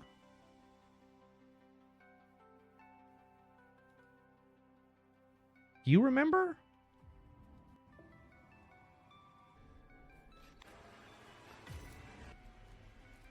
Brother, I don't remember. I don't remember any of that. We have stayed close, but devs can remove stuff out of your library, so it doesn't necessarily have to be. It's not like, oh, because it's not there, we didn't play it. We may have played it, and the dev may have removed the key, because that happens more often than you would. Yeah, and that's what I'm saying. If Finn found it, then we definitely played it. I just don't remember it. The Norwood Suite. The Norwood Suite. Oh, this is that weird fucking game. Oh, it's real weird. Yeah, like you walk around and they're weird people and they have weird animations. And it's just real strange. And we couldn't stay with it. It was just too weird. Like nothing in this game made sense. And it was just there are plenty of games we play that are weird. And we keep playing them and they're a good time. But this was just so weird that we couldn't keep playing it kind of weird. It was the kind of weird where, like, You know that it had something to do with like a teenager developing it because the kind of humor and weirdness that was in it would only be found funny by someone who was like 16 years old. Like that's kind of what it felt like. We stopped.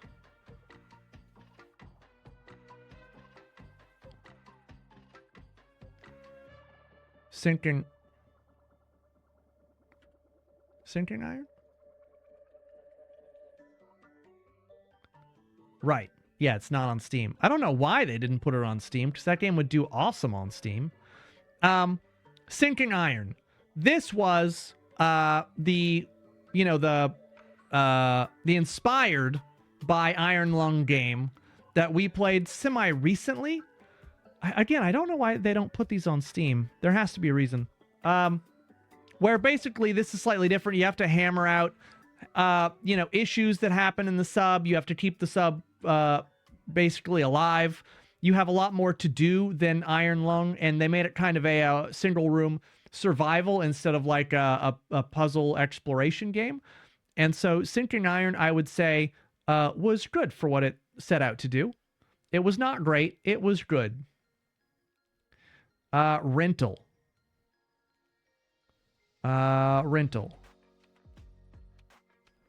Rental. Oh, this was this little game. Yeah, this was this Animal Crossing-like game. Basically, you move into a house that your family suddenly rents. You play as a little bunny rabbit for some reason. And this is like a 15-minute game, maybe a 20-minute game. And it just is full of like some neat little scares. More spooky than in-your-face jump scares, if I remember right.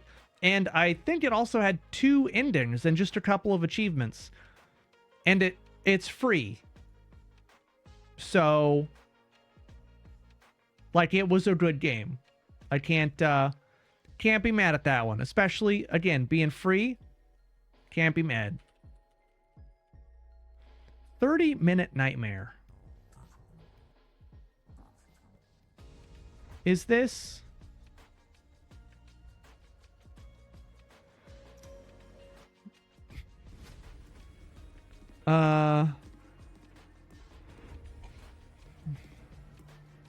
Can't be that terrifying because I really don't remember. No, I remember parts of this. Yeah. I think I broke this. I believe I broke it. I got out of a map somewhere late in the game, I think. It wasn't great. I remember it worked, but it wasn't great. Yeah, it was a 30-minute nightmare, wasn't it? Unfollow. Didn't we just play this? Yeah, we played the demo for this. Yep. Yeah, with the weird doll that made one tiny appearance and didn't come back. This is a psychological horror 101 game. You play it in like a house that has a couple of floors, and your character basically like wakes up. Oh my god, how did I get here? And just weird ghost stuff happens while you're walking around the house. But that was just the demo. The rest of the game apparently takes place in vastly different circumstances. And I'm sad they didn't include any of this cool stuff in the demo, because the demo kind of sucks, if I'm being honest. I would put the demo in well it worked, because other than having a spooky closet section, it was really like, well, where's the game, though?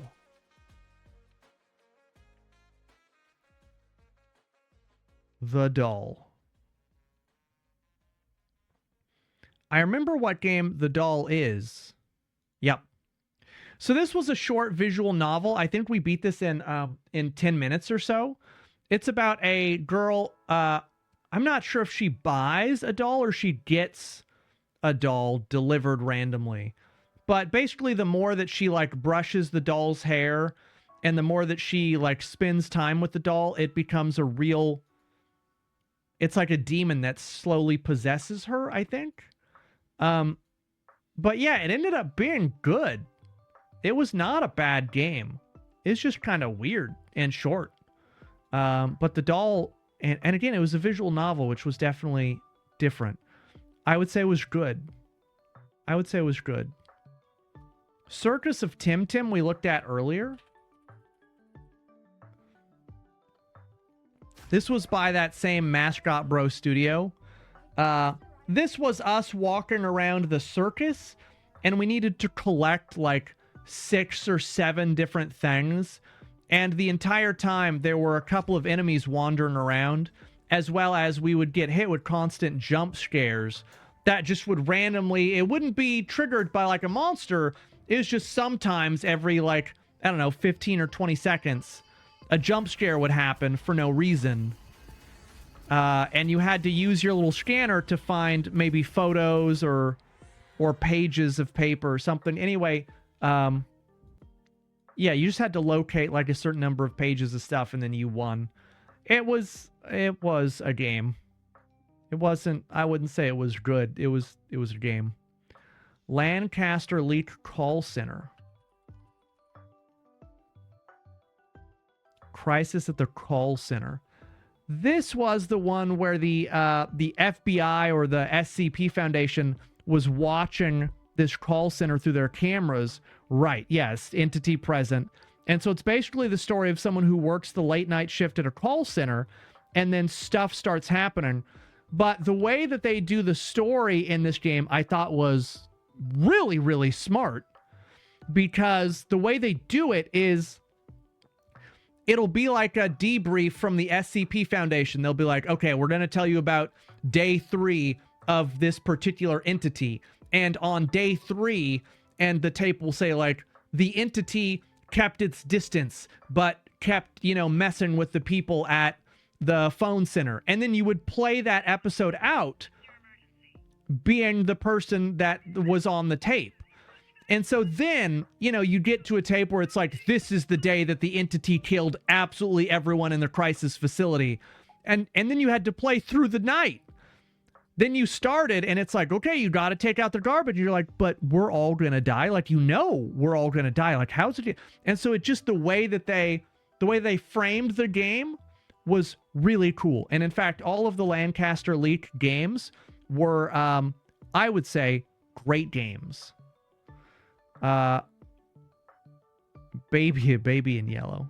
Is Baby in Yellow on Steam yet? It is.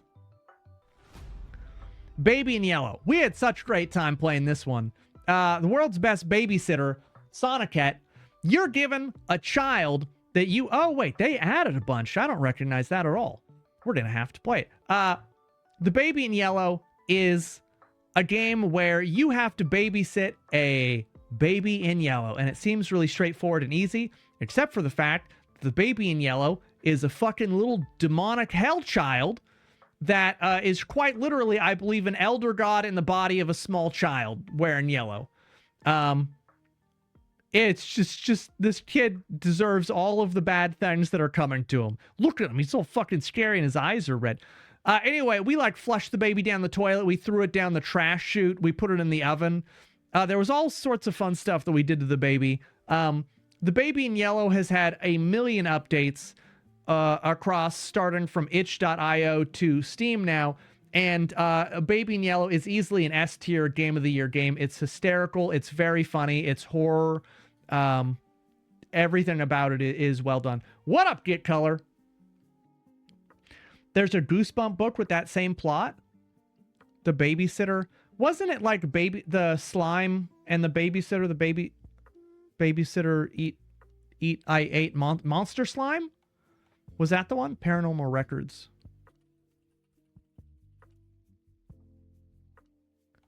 I think. Paranormal Records. Color, I don't know if you were here yesterday, but we're making a horror game tier list of a huge chunk of the games that we have played. Paranormal Records?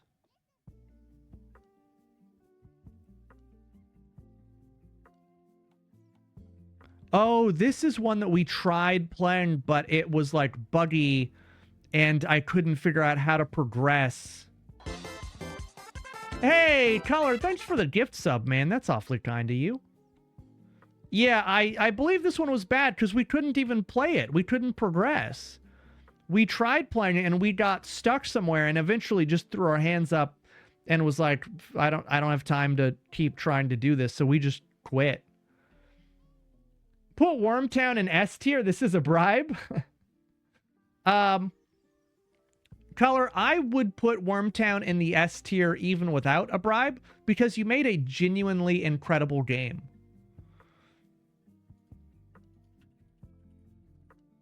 And if I didn't put Wormtown in S ranked, then Crab would literally burn this entire fucking channel to the ground.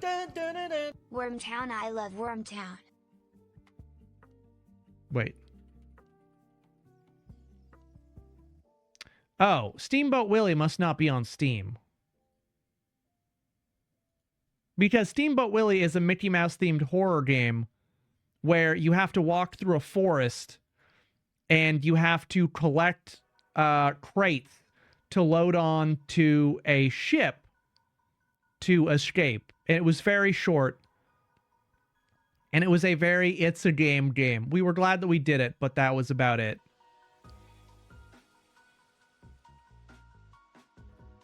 Route 8.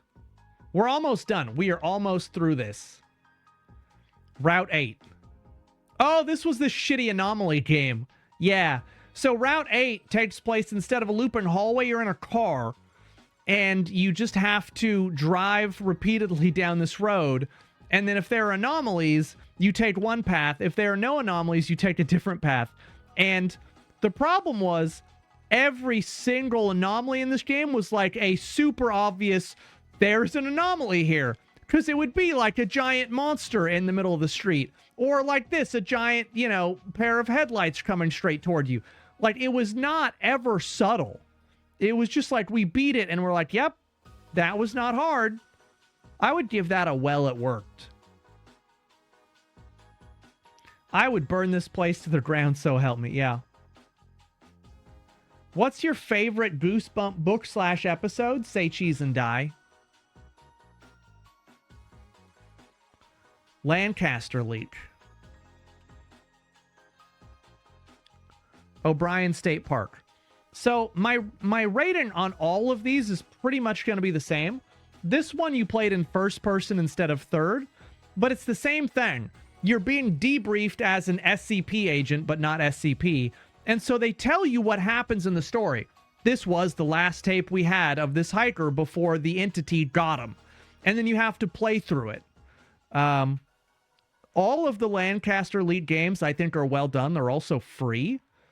And they're building up to something. I do know that they're building up probably to a major game that they're going to charge for. But the Lancaster Elite games, I think are, well, I liked their call center more. But it was really just because this one was so short, but I think this was the first one to come out. I'm going to have to give it a good rating. Yeah, it was a little tiny bit boring, but it was just because it was short. Whoop. Heilwald. Okay. This is one that we have to go way, way back for.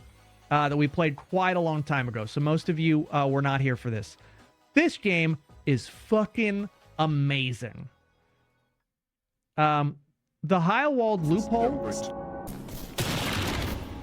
The nurse that just dumpstered these doors. That guy ate trash.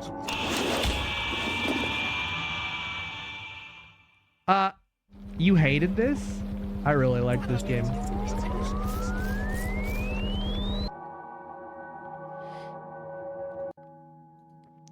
Yeah, so the Heilwald loophole was a game where you start the game in an area that you're unfamiliar with, and then you have it's almost like a Metroidvania again, but the Metroidvania part is knowledge. And so you can get to, I believe, the best ending right away, but you don't know that you can. So you have to learn things about each loop that you do because it's a game about time travel. And so you keep looping back to different areas and different times, and you're doing different actions in order to get different outcomes. And it's like the PlayStation 1 style graphics. It is a horror game, and it has some of the most memorable characters in a very weird way, like the Soup Man, who says, "Here's your fucking soup," and then he slams it on the table. Truly a very strange, but a great experience. I would not say it's game of the year. I would say it is a great game that is inarguable. It is a great game.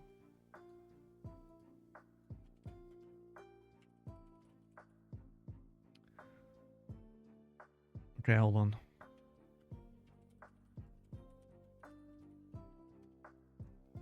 How dare you? I don't think it was game of the year. I thought it was really good. But the weirdness, I think, is gonna leave people kind of lost. Oh, right, and good. Okay. We Never Left was easily the best game in the DreadX collection of games. Hey, why is this being recorded? This is just for mainly for purposes. the I fucking promise that voice these tapes acting. Aren't going to leave this office. So, name and age? Michael Krieger, 32.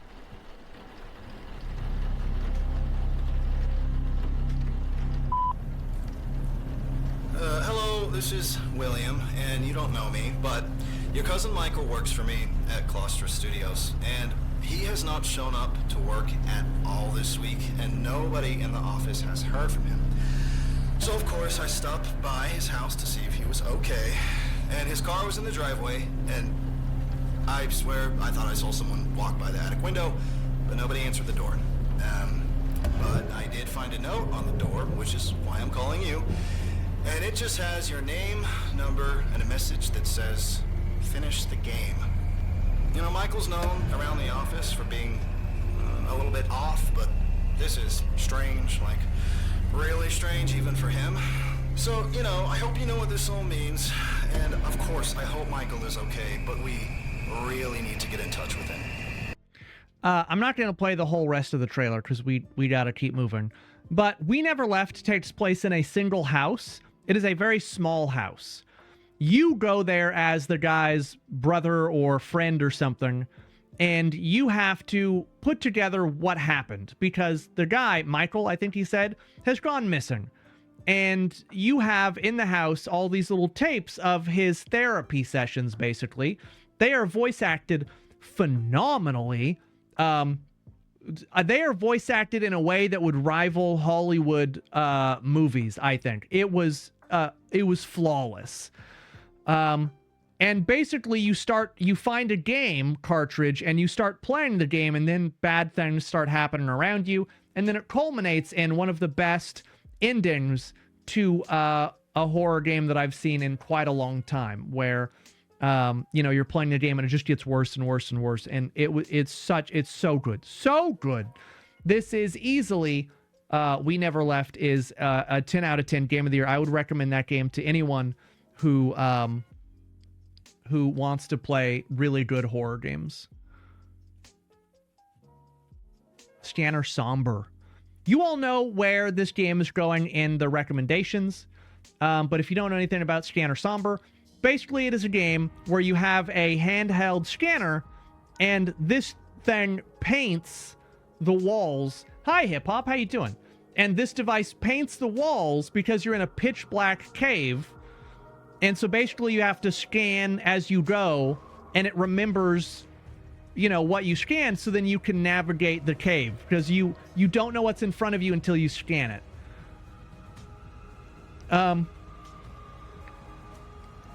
You're in a cave. It's very spooky. There's actually not a ton of horror in it. It's really more of a walking simulator narrative story. Except there's really no talking, I don't think. I think you just discover maybe notes? Anyway, it has one of the absolute greatest endings to a horror game or game, period, that I have seen in so long. If you want to play it, I recommend that you don't look at any more footage than I've already showed you and just go play it. It is a phenomenal experience, easily an 10 out of 10 game of the year game. Tattletale. We are coming up on the end of our list. Tattletale was what everyone thought in the 90s, which was that furries were absolutely demonic entities from another realm, and someone decided to make a game out of it. And it's basically what happens if you, as a child, had a demonic Furby, and you have to basically survive by doing tasks for the Furby, or with the Furby. Mama's coming!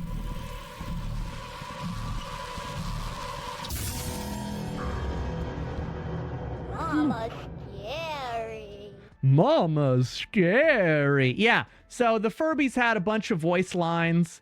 They would say things like, Mama's coming. And it's just so well done. You have to, like, make sure the Furby, the battery is charged, and you had to make sure the Furby was brushed and fed, and all this stuff, or it would start making noise, and that would attract Mama, and you did not want to attract Mama. It actually had a pretty neat story that spanned quite a few hours. They even released DLC for it. The DLC was also excellent. Tattletale is easily a Game of the Year kind of game. It was solid. It was solid. The Windows Are Gone. The Windows Are Gone is a short, free horror game where you move into a house from the city, I think. And then the main part is that you have to take all your stuff from outside into the various rooms that it belongs in, and you'll discover like little tapes. You'll discover little things as you're putting your stuff away. And then this crazy bitch comes and like gives you a whole plate of random cookies or something that you eat. And I was like, there's no way you should eat these, because that's not a good idea, because you don't know this lady or where this came from. But you eat them anyway, and everything just goes really bad from there. But I believe it's all about a demonic entity in your basement. It's been a minute since we played this, and yeah, I took every single box and I put it in the basement or the living room, and I decorated in the most tragic way I humanly could. The Windows Were Gone is it's a game kind of a game. I would have a hard time recommending it to anyone because it wasn't good, really. It was just, it does exist as a game.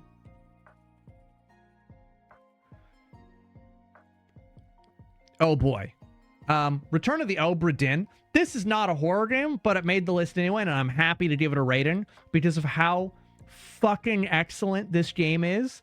And okay, let me pause here for a second. If you don't know what the Obra Dinn game is, and the graphics immediately have you interested, and you like puzzle games, don't watch this. Just stop right now, because I promise you, if you watch this, you stand to ruin one of, if not the best puzzle game ever made. And I'm not lying. It is so good. If you like puzzle games at all, and you have not played Return of the Obra Dinn, you gotta go play it. Basically, you board a ship and you are an insurance adjuster because you need to figure out what happened on the ship because everyone fucking died, basically. And so you are sent there and you have a special device where you can see the fates of people by using this special watch. You can go back in time and see what happened in their last like minute or two, maybe 30 seconds of their lives, or what happened. And so you have to use this watch to go back and see what happened to put together how the person you're looking at died, what their name was, and what their rank/job was on the ship. And so the entire game is based on, you have a giant ship's log of like 60 people, and it's one giant portrait of all the people. It's actually two portraits, I think. And you have to put a name and a job on every single person, pretty much only with context clues around what they were doing, where they were. Sometimes someone will say something like, because they can talk in the video, in the little replays of their last moments. And someone might say, your brother's up on the top deck. And you're like, oh, brother? Okay, so this person is the brother of, boom. And this is the list of people. So you need to put names and positioned, as well as how they died. So you need to say this, this guy was, his name is this, he was killed by this person, and he was killed in this manner. And, oh my God. The problem is you can't play this again, because once you know how to discern who is who, it loses pretty much its appeal. But I think if you gave it enough time, you probably could come back and play it again and still get a lot of the interest that you had originally. The Dive, I'm obviously going to put an S tier game of the year. No, that's not true. I'm not going to. We all know The Dive. I cannot give The Dive a 10 out of 10 ranking. It's not good. To be fair to this list, The Dive is a very well-it-worked game. I'm sorry, but we're not taking into account the fun that we have injected into this game. This game is not good. The Dive is not a good game. The game is fun because we have made it fun through repetition and playing it a billion times, and just it's not good. What are games about if not having fun? But the first time we played it, we did not have fun. We were like, what the fuck is this? I can't believe we just played that. It was not fun. I'm sorry, but The Dive has to go on the well at work. Yeah, chat had fun. Parasocial. Another Chill as Art game. Parasocial we played fairly recently. This is where you take the role of playing a VTuber and you're stalked by a person who discovers your identity because they send you a file to download on your computer, and for some reason you download it. Did we already rank this? Yeah, Parasocial. Okay, yeah, I already have yeah, okay, it's on here twice. We're good. We already did that one. I felt like I had already done that one. It was just so good, we wanted it twice. Occult. No, Para Eyes was on there. Occult is...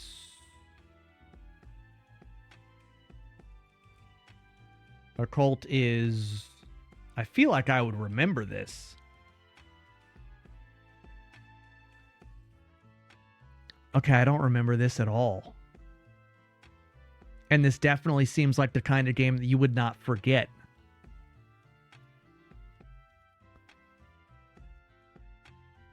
Oh! Oh, I don't know why that trailer was showing that shit. Yeah, this is, yeah. This, I remember now looking at the screenshots. I know exactly what this is. This was the 4-player co-op where you had to complete objectives around the mansion, and there was always some bullshit monster trying to chase you. Whether it was the guy in cloaks or there was the spider lady. It was the upskirt game. Oh! Right. That did happen. Occult was actually needs polish, but it was good. I would go as far as to say the multiplayer aspect made it a great game. But it was janky. It definitely still needed polish. But I had fun. That was not the one where we lost control of Satan.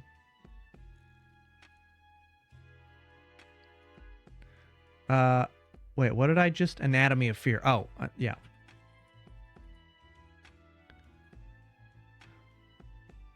Oh, wait. Anatomy of Fear is a different game. Oh, this is... what is that?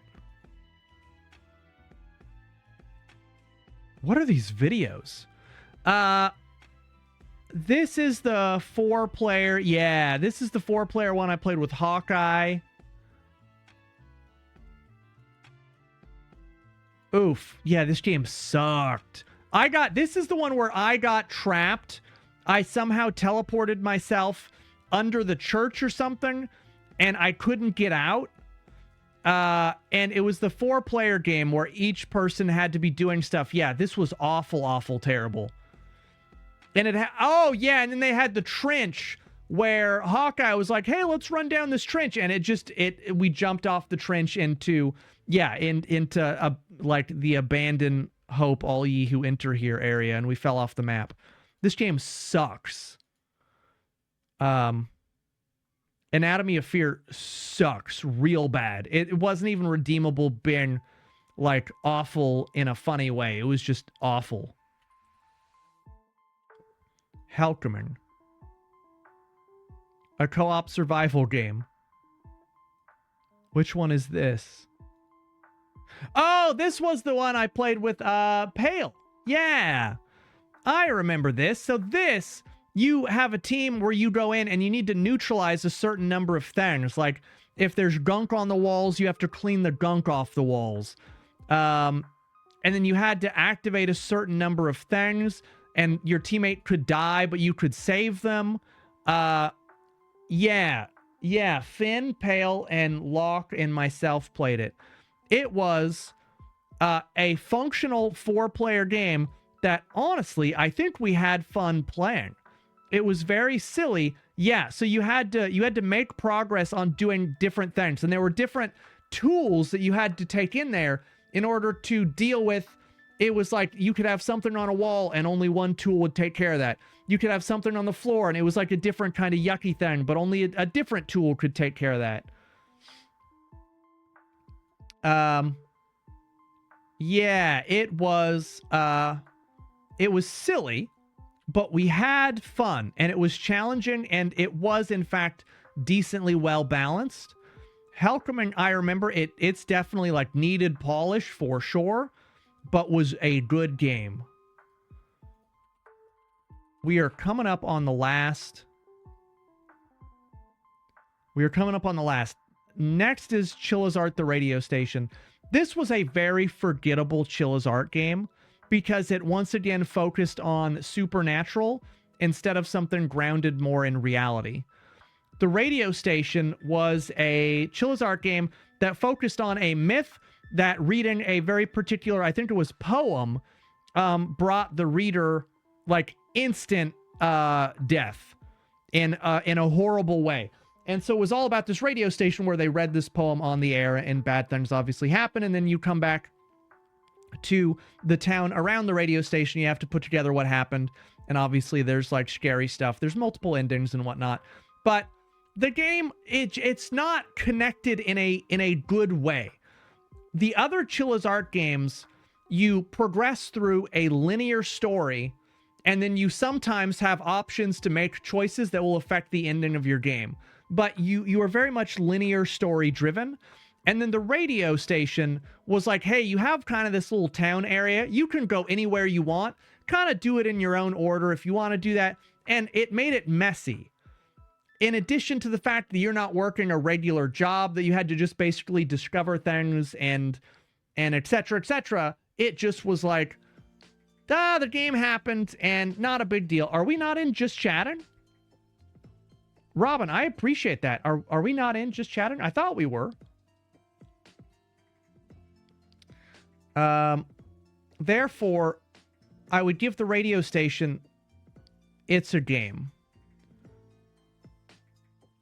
Oh, yeah, because I definitely set us in just chatting when I started. I appreciate the shout out. That's right. We're just in the void. We were operating from the void. We have 4 titles left to go. Born into Fear. Born into Fear is this is a newer shirt. Yeah, it is. It's an express shirt, and it just has little flowers on it.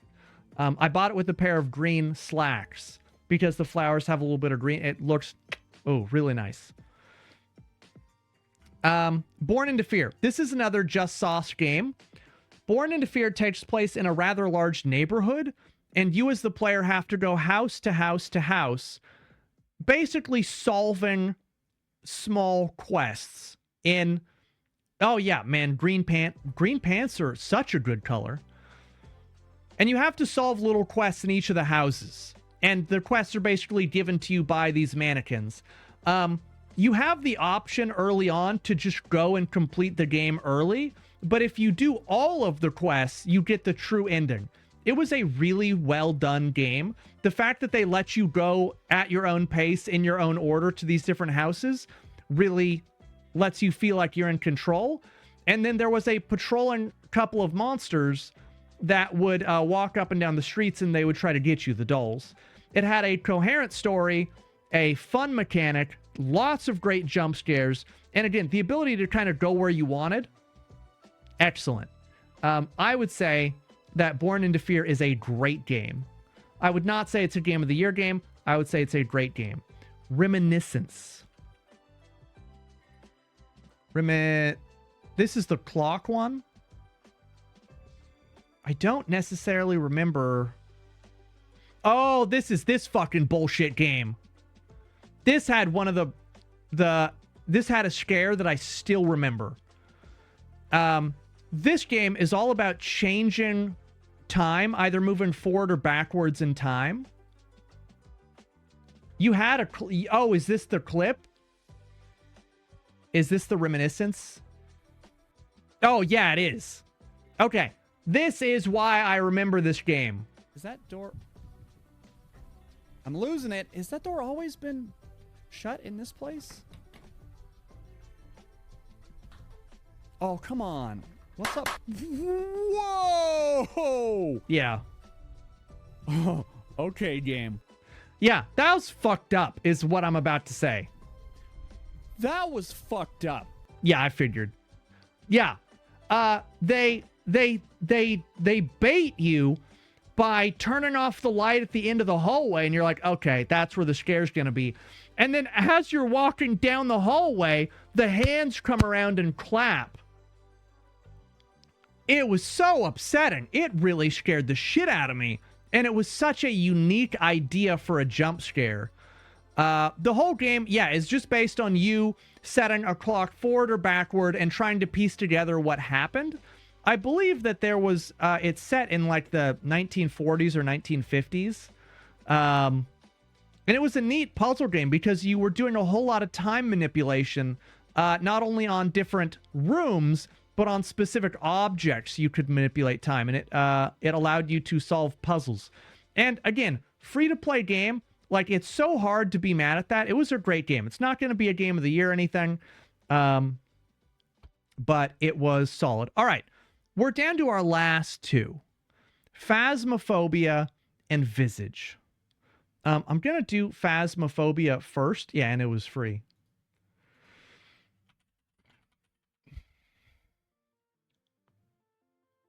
We're all familiar with Phasmophobia. Like, the entire planet Earth at this point is familiar with Phasmophobia. This was really what started everything for us. Without this game, I don't believe this channel would exist, or at least not exist in this level of success. You know, it's the ghost hunting game that started the idea of ghost hunting, is Phasmophobia.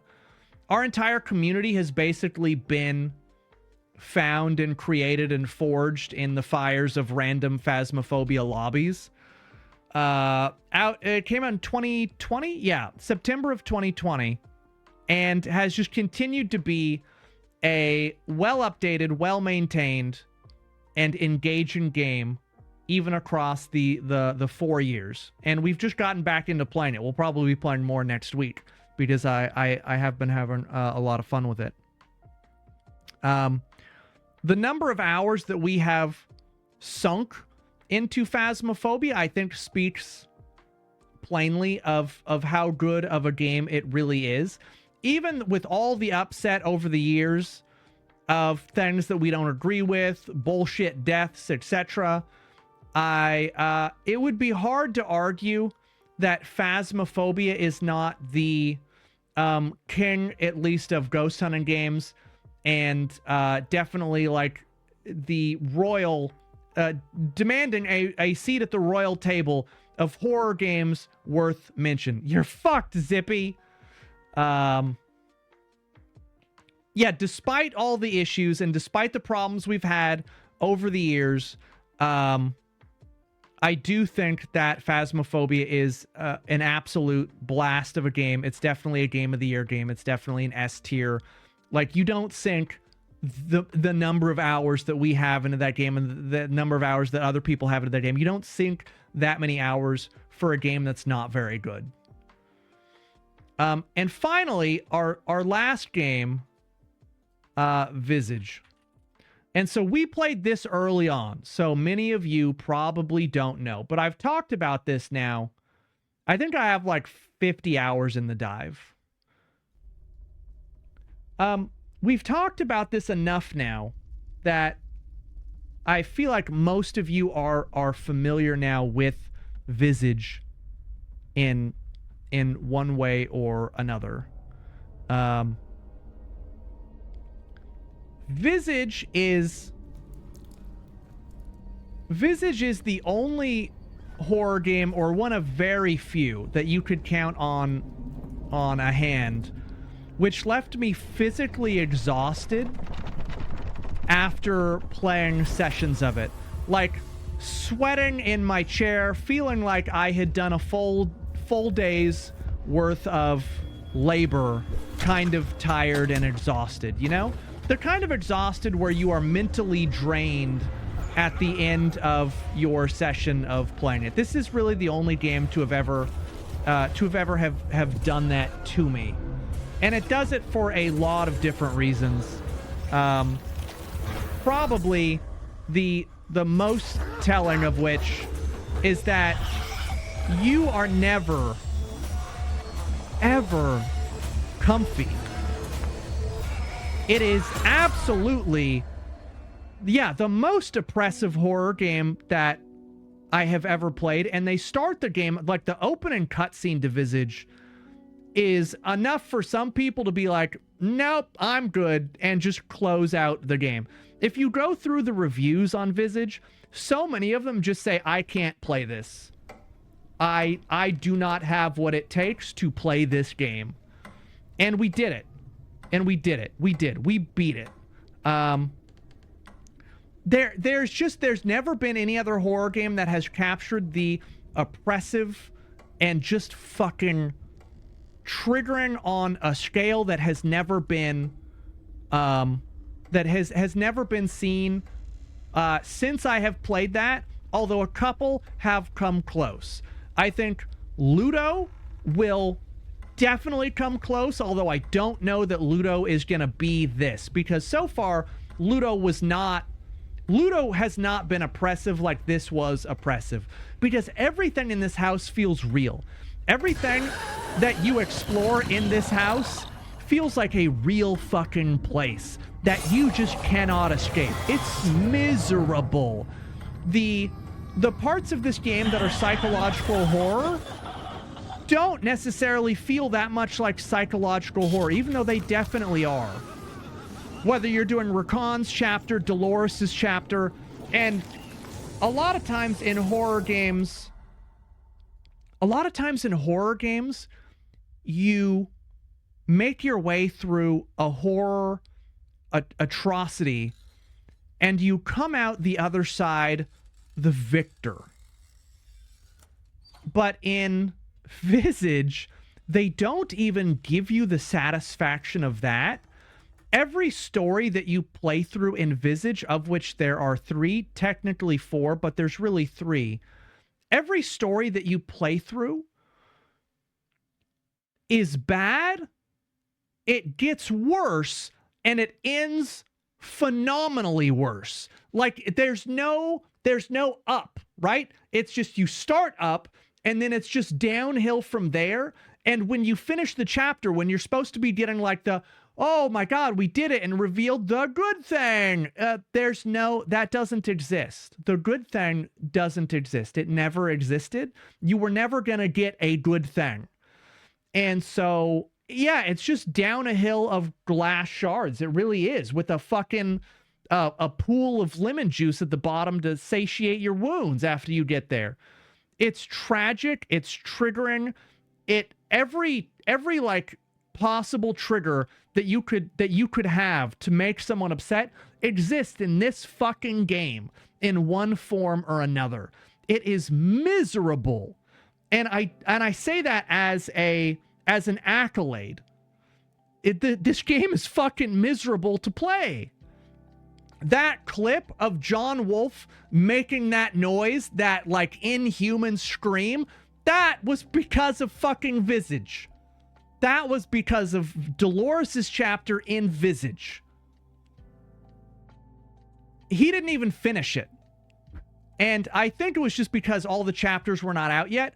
I think that this game genuinely terrified him. Because this game is genuinely terrible. It also, I will say, this game has the worst fucking UI and control scheme possibly of any game I've ever played. And that makes a lot of people not be able to get into it. If the dev team could do anything, it should be to go in and fix their god-awful controls so that more people can actually play and experience how fucking terrifying this game is. Because if you are trying to flip in your inventory like a pill thing and a lighter and get the lighter that still has fluid, you're not even scared anymore. You're just fucking mad. And I don't blame anybody who quits this game early because of the controls, because they truly are miserable. And that's the only thing holding this back from being the absolute best horror game ever made, hands down, the scariest, the most fucking upsetting and oppressive, and every, like, that's the only thing holding this game back from being that, is their god-awful controls that you have to fight with constantly that just remove you from the experience. But everything in this game is custom. These are not, you know, free assets from the Unity store or the Unreal store. This was made by a team of people with the express fucking purpose of upsetting its player base in the most incredible ways possible, using every possible trigger that anyone could have. And they do it incredibly. There are so many scenes where it's like, oh, like it just elicits that kind of response and expression at every turn in this game. And again, you never feel safe because you're never safe. A lot of horror games will do that thing where you're like, this room, you know that you're good in here, you know that you're gonna be okay in here. Doesn't fucking exist. Like, the second that you step into the house in Visage, from when you start your game to the end of it, that's when you breathe your sigh of relief, is when you fucking hit quit.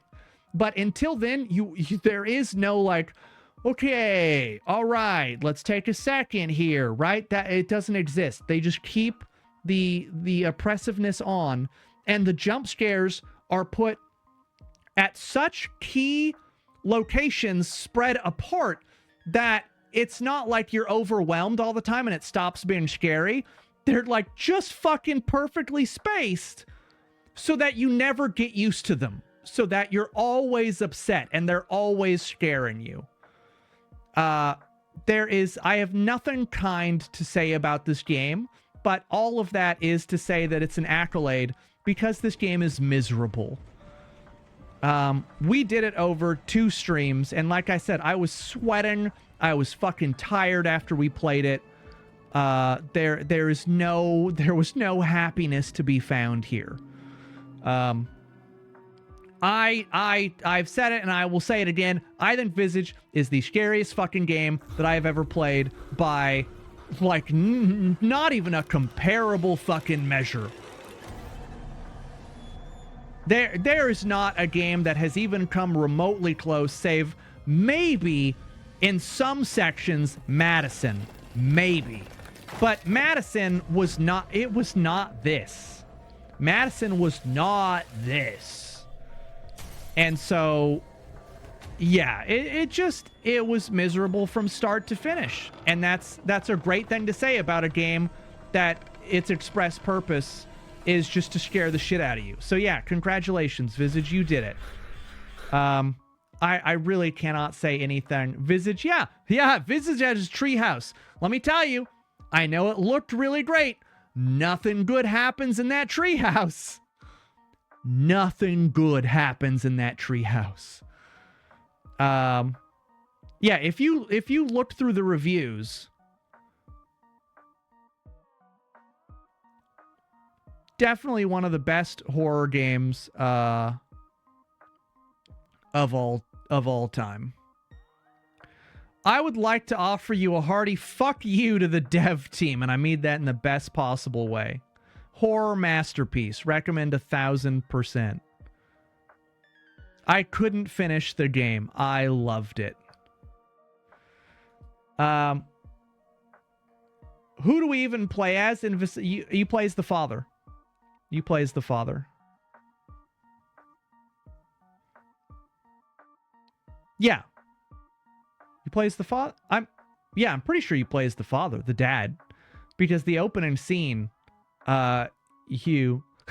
If you never played it, the opening scene, you murder your entire family and then yourself. It's really a super happy game. Yeah, you literally at gunpoint, very visibly, audibly murder your entire family.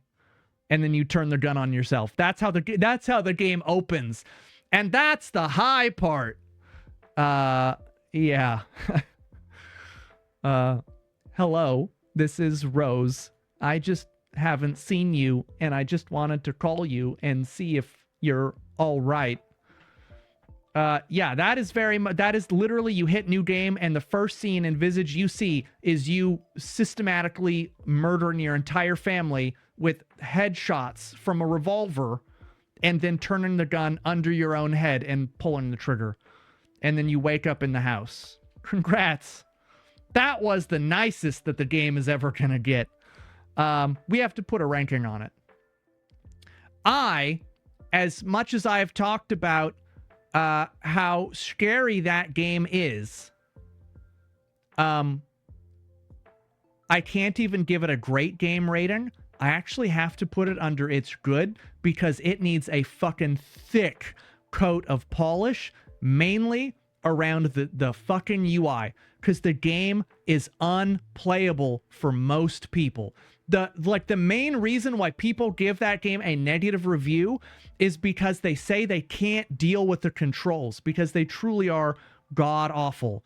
It has a system of like 3 items across and a couple items down, and you have 2 hands, and so you have to like move items to either one of your hands and like getting stuff into the right hand and it's miserable, right? It's completely miserable, and I make no excuses. It is terrible. Like, it's unredeemably bad, which is why I cannot put Visage in any ranking above it needs fucking polish, because it is, for most people, again, unplayable due to the controls. It's unfortunate because otherwise it would be an S tier game of the year. Like, this is the greatest horror game ever made, but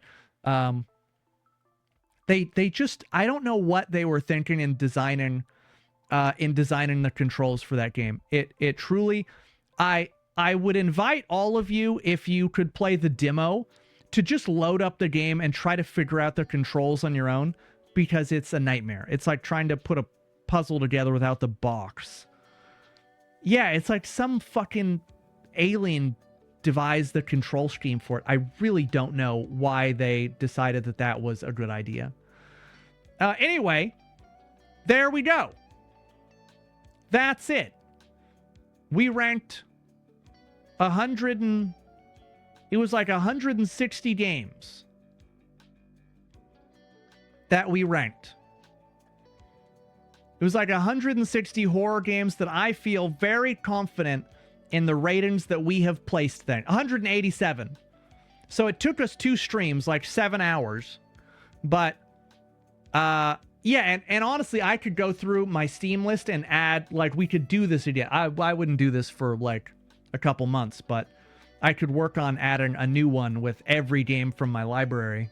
But that would take so long. But yeah, I feel like this is a substantial list of games that I feel confident that if someone asked me for, and you know what, here's what I'm gonna do, because I do think people ask me all the time, like, hey, what's some good horror games? I'm going to drop this in our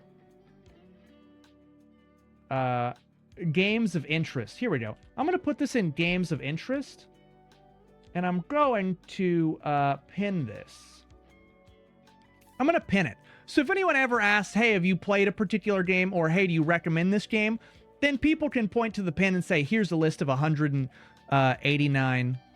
Click vote. Your name. My name is Sonicat. Oh, look at that. There's like a very, very... It's really hard to see. Interesting. All right. Well, if more people vote, then we will have a better chart. But yeah, that was actually a lot of fun. I very much enjoyed that. I feel very comfy in our choices. Especially now having a list that we can just point to and be like, here's a list of 187 games arranged by score.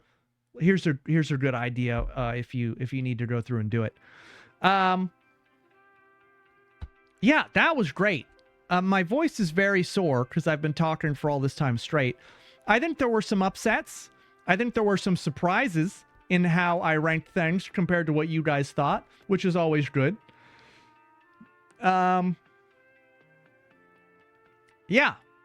that was just awesome. I'm glad we spent 2 streams. I know that we didn't have, a billion people here, but that's fine because that was a lot of fun to do. Can I go back to the poll? Oh, it reset it though. Good thing I took the photo. I mean, there would have been a copy on the Twitch clip, so I'm not too worried about it. Yeah, I think that's it. Would I do a Nancy Drew? Absolutely. Yeah, absolutely I would. I think I would wait until we're done. I'd probably wait until we're done with all the Nancy Drew games, and then I would put everything in a tier list. I think that would be fun. We could do that the stream after we finish everything. And then we can make a Nancy Drew tier list.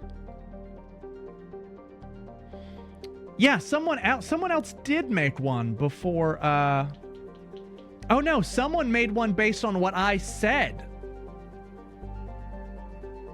No, we'll remember. It's fine. We'll remember. I'm like an elephant. I never forget. I'm like an elephant. 9 years minimum. Anyway, that's it.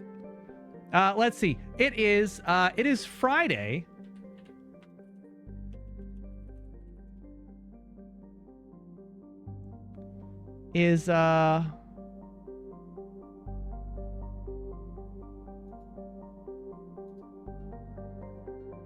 Yeah, you know what? I wasn't necessarily gonna raid anyone just because it's very late, but I am gonna raid. I'll leave you with a quick message. Just like I say every Friday. If you're gonna go out and you're gonna party this weekend, if you're gonna drink, please don't drive. Be safe. Love yourself. Treat each other kindly. And just know that you don't have to be so hard on yourself all the time. You know who I'm talking to. I'm specifically talking to you. You don't have to be so hard on yourself. That's it. Have a great weekend. I will see you next weekend. Next week. Goodbye.